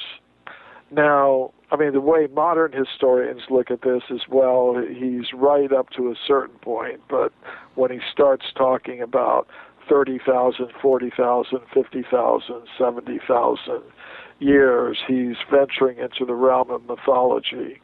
Right. I don't look at it like that. I think we've got to remain open to all the possibilities, and one of the possibilities is that civilization in Egypt actually went much further back in time than the 5,000 or 6,000 or 7,000 years that most Egyptologists now accept.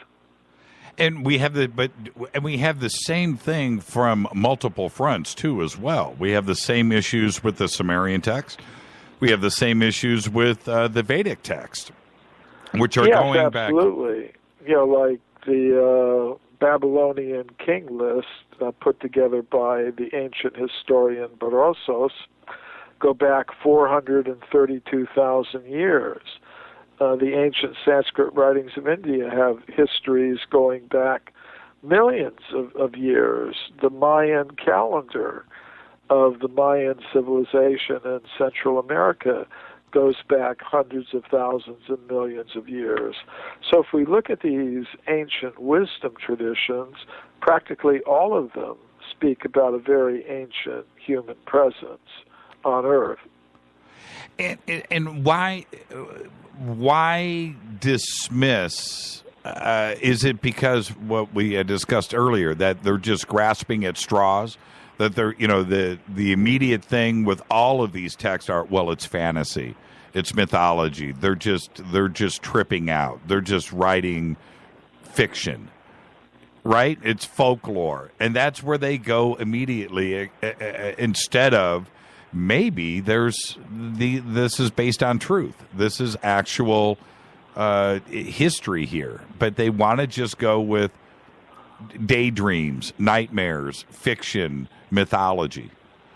Well, I think it's an open question. Who's got the mythology and who's got the fiction and who's got the truth?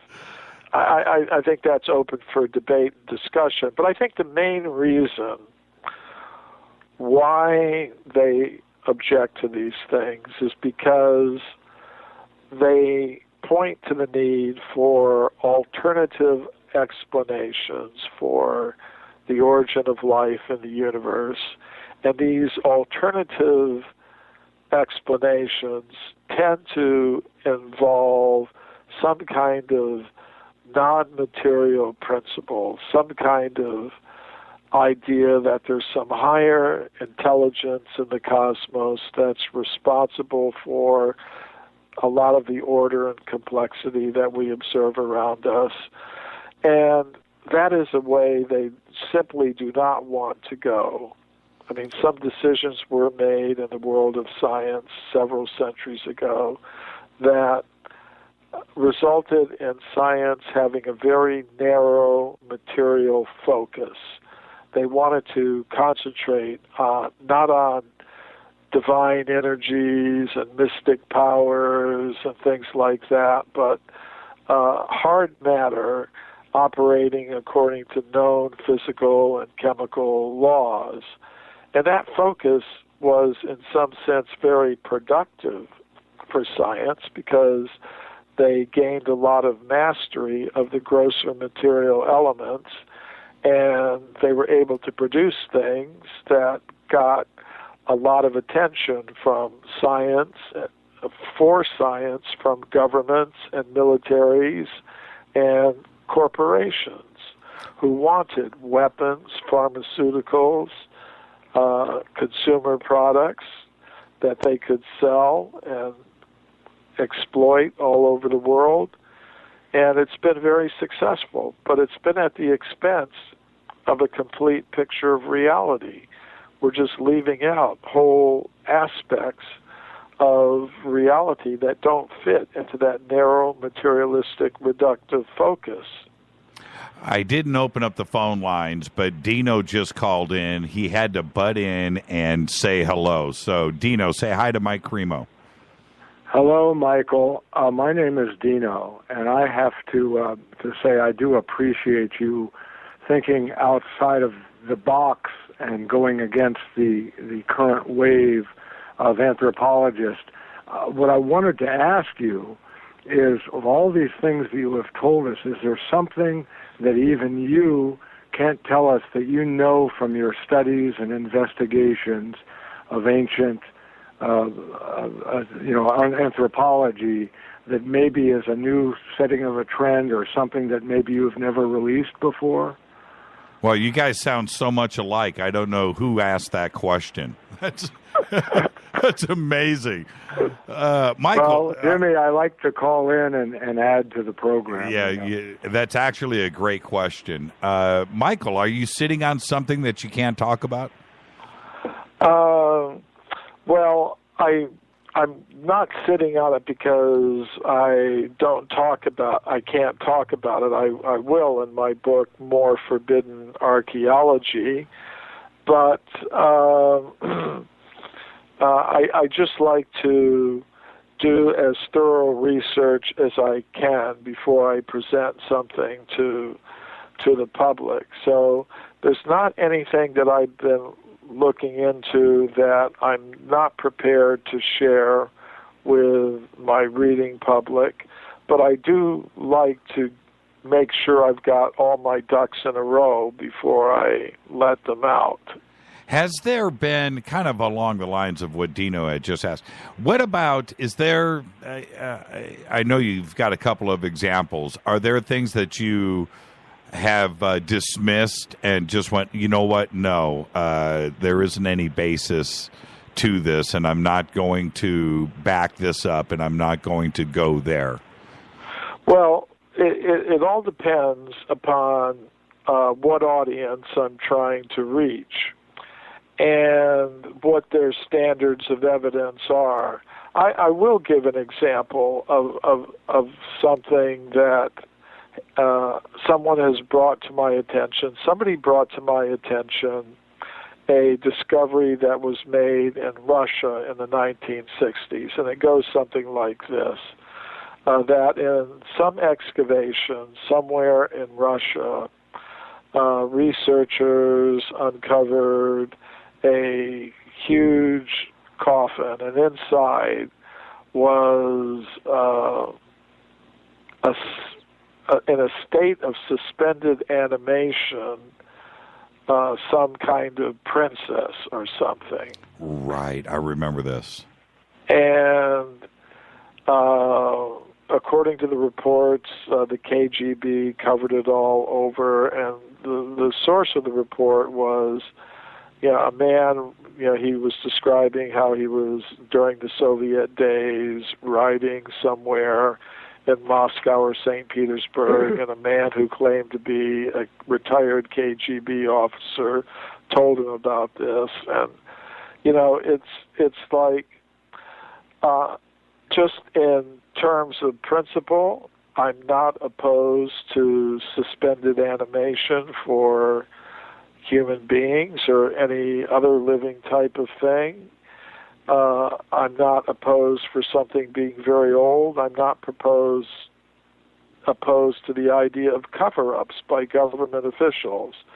But I would like a little bit more in the way of verification, of an account like that before I would use it to support any of the points that I'm trying to make. So sometimes, although I am sympathetic to different accounts that come to my attention, and I'm not in principle opposed to them, still sometimes I would like some degree of verification before I begin to use it to support any of the kinds of points that I would like to make. So that could be a personal limitation of mine, but maybe it's an example of what you're talking about there. And what about the stories that were going around, I'm going to say now, it's probably been about 5 years, about the Vimanas that were discovered in Afghanistan? That would be another such case. Again, I'm not opposed to Vimanas. Over the past couple of years, I've been speaking about them, sometimes on the Ancient Aliens series that aired on History Channel. And in some of my talks at UFO conferences, I've spoken about Vimanas. So I have no problem with Vimanas, spacecraft existing, and whether they're in India or South America or Afghanistan, it doesn't make any difference to me. And again, I have no problem with the idea that militaries may cover up things. But still, in that particular case, I would be looking for a little bit more in the way of verification, some of the individuals who were involved coming forward or something.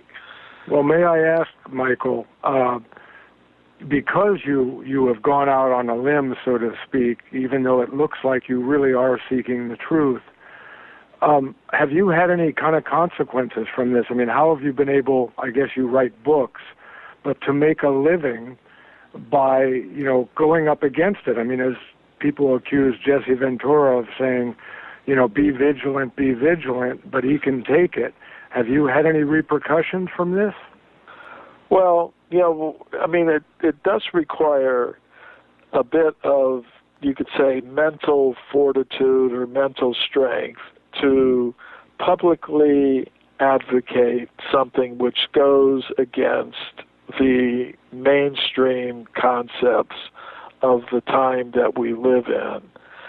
Maybe 500 years ago, they would literally burn people at the stake, for voicing such things. Now there's a tendency just to try to burn a person's reputation. So if I cared about that, then I wouldn't be doing what I'm doing. I've made a decision that I'm going to be true to myself, even at the expense of the kinds of things that are done to label people these days. So I'm prepared to accept that. Fortunately, there are a good number of people who are interested in the kinds of things that I'm talking about and other researchers in the alternative science field are talking about. And, that's a very positive thing. But whenever you stand up for something, there are going to be people who agree with you and who disagree with you. There are going to be people who have some good things to say about you and other people who are going to be in the category of trying to put you down or ridicule you or whatever. But I think it's just part of the territory, and it's just something that comes with it. But you have had no real hard consequences for doing it. You haven't, something that's hurt you. No, that's nothing like that has happened. Well, thank you very much for all that you do. We find this fascinating. I just wanted to ask you, do you have a little Italian in you? Well, yes, I do. Well, I'm half Italian. And once on my father's side, my Italian ancestors come from Sicily, which has a very complicated history. Well, so does mine. All kinds of cultures were there: the Greeks, the Romans, the Normans, Arabs. A very complicated history. And on the other side, my mother's side, they were from around Naples. There you go. Hey, Dino. Well, thank you. I'll let you go, but this has been an interesting conversation. Thank you so much, Dino. Michael, I wanted to. There was a question that came up in Twitter, and I kind of let this go because of the edge of your timeline, so to speak. But Ed wanted to know if you ever talk about or have checked into the Black Knight satellite. That would be new information for me, but it's. You know what it is. Something No, I don't. Okay. I'm honest enough to say when I don't know something. I don't claim to know everything. Well, the Black Knight satellite, and then we'll move on. It's an anomaly that was found.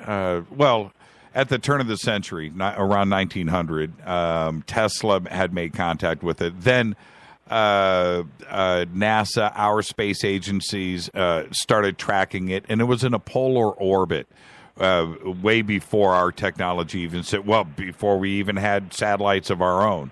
And we were tracking it and photographing it throughout the 1950s, and it was in a polar orbit, but apparently it has been dated, you can check it out yourself, about 15 to 17,000 years old. It's been and you can look at photographs and images of it. It's pretty crazy looking. But it's never been explained away, and it is certainly suppressed, the knowledge of it. The Black Knight satellite. So, well, that's kind of interesting. And I mean, just as a sidelight,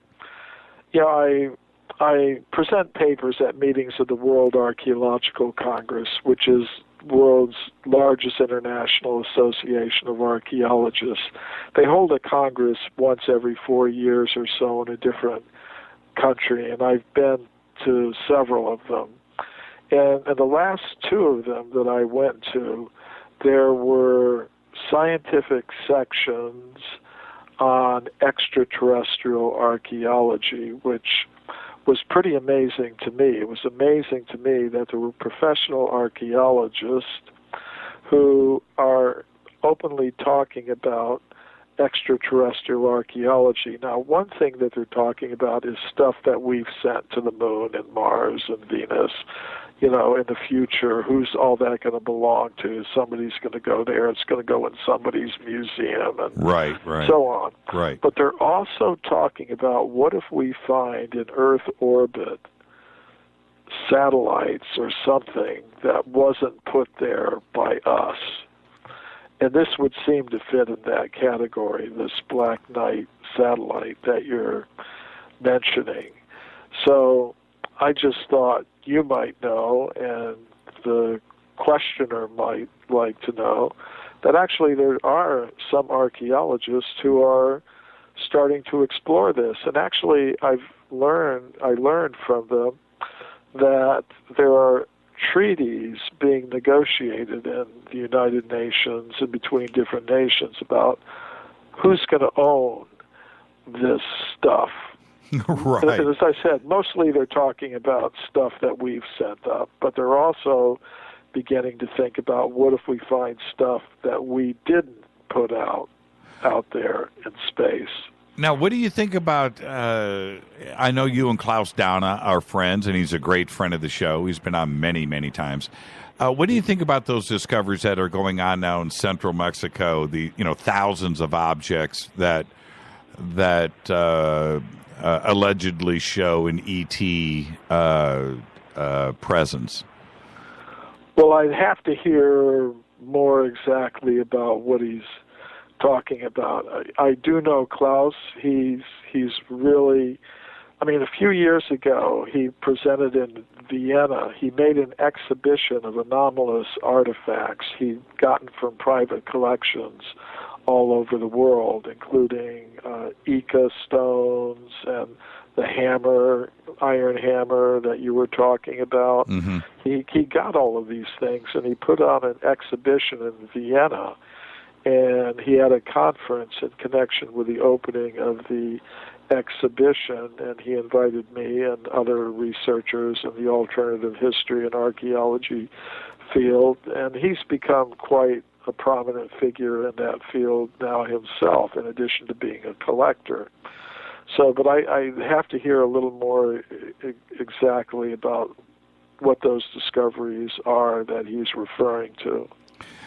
Two last questions before I let you go, and thank you for hanging on a little bit here for some overtime. We're talking about... are we overtime? Yeah, we're 10 minutes into it. And see, that's what happens when you have a great conversation. The time just flies by. With all of the alternative researchers out there, who's the guy that you most admire? Well, I've always very much appreciated the work of Graham Hancock. Absolutely.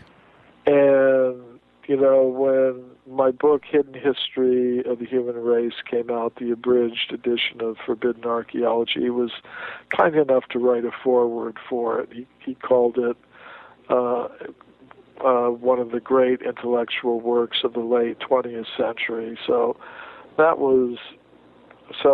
he and his wife came to Los Angeles, and we met as they were on their way out to do some of their research near Okinawa, or one of the Japanese islands, where there's some underwater structures they were investigating. Yeah, Unaguma. So, right.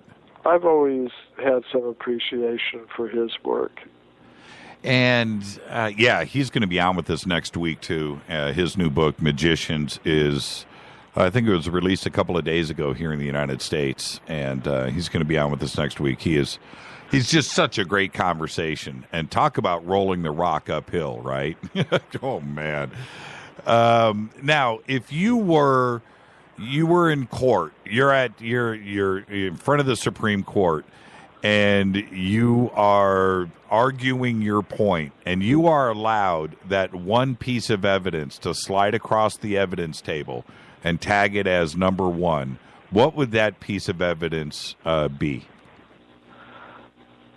I don't know if there would be one piece of evidence, because I think the most significant thing is that there are hundreds of pieces of evidence that contradict the now dominant theories of human origins and antiquity. But if I were going to pick one of the cases, I think I would pick the California gold mine discoveries, because they were so well documented. Mm-hmm. And by Dr. J.D. Whitney in his report that was published by Harvard University, and the artifacts are still there to study in the Museum of Anthropology at the University of California at Berkeley, and the 19th century gold mining tunnels that these things were discovered in are still there. I've located some of them in the Sierra Nevada mountains, and it should be possible to do some more research. So I would do that. And what I would ask the Supreme Court to do would be to end the monopoly that the supporters of the current theories now have in the education system in the United States. Normally, in any other area, we wouldn't tolerate that. I mean, because there are researchers who are proposing alternative ideas, but those who are in the majority have managed to exclude them from the education system. It's like in this country, say, for example, we have people of many different faiths and of no faith, agnosticism and atheism. But if we were to give one group of people who happen to be in a majority, say, one of the Christian faiths, an absolute monopoly in the education system so that no ideas could be taught except theirs, we wouldn't tolerate that in a country that considers itself to be democratic and free and that represents diversity. So somehow or other, our government has managed to be convinced by the supporters of the current theories to give them an absolute monopoly in the public tax-supported education system. Yeah, that's exactly right. Do you think there'll be a day when the Smithsonian will open up their doors and and let us go through the piles of stuff that has been repressed? If the Supreme Court does what it should do, yes. One last question. This is coming in from Deuce Sky. Jimmy, and this just came in, so I'm just going to get this one last one in. Jimmy, please ask Michael if he thinks time slips might also account for the OO parts. Stuff just slipping through time throughout the past. Well, as I mentioned a little bit earlier in the show, in my book, Forbidden Archaeology, I just put the facts about the discoveries there, and I don't, in that book, try to explain how they got there and what they might mean, because I wanted people to be free to think about that. And, some people have proposed time slips to explain the artifacts. Some people have proposed extraterrestrial activity. Some people have proposed new theories of evolution. And I think that's healthy for people to explore all these options. What's next for you now? Are you working on, you mentioned your next book. It's going to be Forbidden Archaeology Part 2. It's called More? My working title for it is More Forbidden Archaeology. And, I've tried to, clear the decks for it, kind of cut down a little bit on my travel and other things in order to really focus on it, because it's really painstaking work I'm going through some. I have a reading knowledge of a lot of different European languages, so now I'm going through some reports in Spanish of discoveries that were made in Argentina early in the 20th century. And it's really painstaking work to go through the reports, to check the modern geological ages for the sites and things like that. So although it's kind of fun to talk with people on the radio or go out and talk to people and meet people, sometimes I've got to focus a little bit on the writing and research aspect of my work. Somebody's got to do it, Michael. Nobody's going to do it. You know, like our parents used to tell us when we were growing up, right? It's the life you chose. And you've always got to go with that. I want to thank you for coming on. Are you going to be speaking anywhere soon, or are you just going to concentrate on your writing? Right now I'm concentrating on the writing. Now, you've got a whole list of websites. You have mcremo.com. You've got mysciencemyreligion.com. You have forbiddenarchaeologist.com. You have humanevolution.com, forbiddenarchaeology.com. Which is your favorite website that you would want our audience to go to? The place to go is mcremo.com, mcremo.com. There they'll find information about any upcoming lectures that I do have or will have in the future, any radio interviews. I'm still doing radio interviews, and they can also find out information about my various books. The other websites you mentioned are specific to each book that I've written. You know, there's a mysciencemyreligion.com, there's a forbiddenarchaeology.com. So those are specific to each of my books. And maybe we could remind people about the special offer that the first 108 people who purchase a copy of my latest book, My Science, My Religion, will also get a free copy of the Bhagavad Gita, ancient India's most well-known book of spiritual knowledge. Thank you so much, Michael. And the links for everything are over at jimmychurchradio.com. You can go click. And certainly the special for the free copy of the Bhagavad Gita is right there at the front of jimmychurchradio.com. Michael Kremo, everybody. Michael, be safe out there, and thank you for everything that you do. Thank you, and all your listeners. Thank you. Michael Kremo.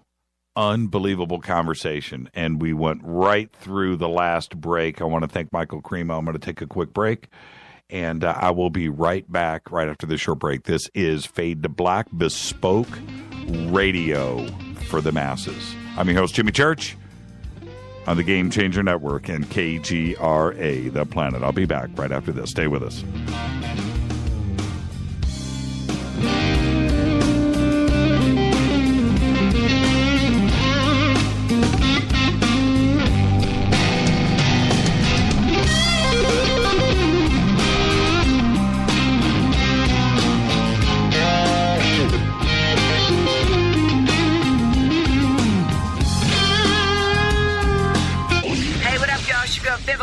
Here, and you are listening to my boy Jimmy Church on jimmychurchradio.com. Despite popular opinion, reading a book will not make you smarter, but listening to Jimmy Church will. All right, you Fadernauts, Studio Dome has done it once again. A new Studio Dome Fadernaut special. Introducing the Studio Dome Boom Box Bluetooth speaker. It's got a rear-firing bass film subwoofer and dual 52mm main speakers. You'll never listen to your tablet or cell phone speakers again. Just click on the Studio Dome banner, use the promo code Jimmy, and you'll get the SBB for $49 and free shipping. And get a Buddy 4-port USB charger for free. That's a $19.99 value right there. And they'll throw in a Buddy in the box. It's the best deal on the net anywhere. Just go to jimmychurchradio.com, click on the Studio Dome banner, enter the promo code Jimmy, go Beckley Teppy. Erica, Brittany, Gabby, and you're listening to JimmyChurchRadio.com. It's not a lifestyle we chose. We were born this way. KGRARadio.com.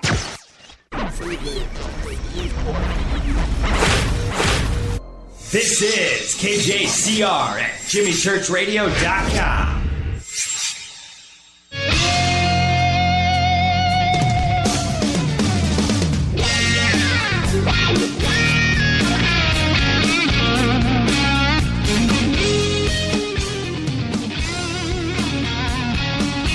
Wow.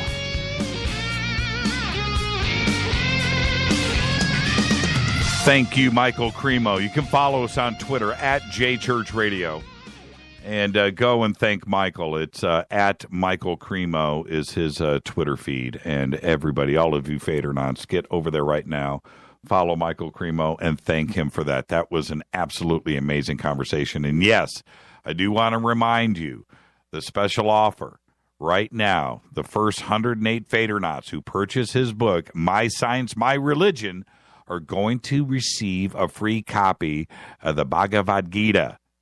It is the classic book of wisdom from the Vedas of India. Thank you, Michael, for doing that for our Fadernaut family. Absolutely a great conversation. Thank you so much.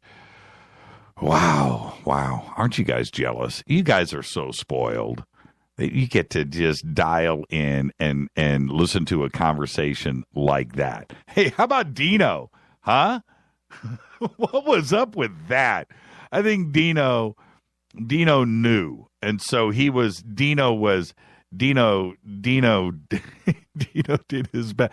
And I'm serious. That was bizarre on my end with the headphones on and I'm listening to these two guys talk. I just sat back in the chair here in the studio and was just cracking up. That was too much. Dino, you laid it on thick, man, but that was great questions, but you laid on the tone of your voice really thick. That was a treat.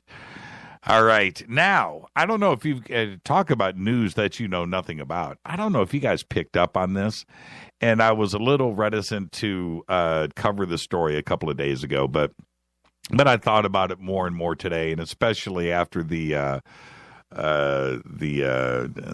Republican whatever last night that was done by Fox. So I decided to do this, and it is this. And what is a true milestone for the United States and shifting demographics, and what have led to traditionally a traditionally Polish Catholic city in Michigan has elected the first ever Muslim majority council in America's history. Now, I want you to listen to this. Now, it's just a funny story. It's a strange story, but it's a funny one. So just listen. The city of Hamtramck held a recent election with a total of 6 candidates that were vying for 3 seats on the city council. The top 3 vote winners were all Muslim. The result now is a 6-member council with 4 of those members Muslims. 2 of the councilors were incumbents, and 1 seat occupied already by a Muslim, and those were not up for re-election. Now, according to, and this is where it gets funny, just listen to this.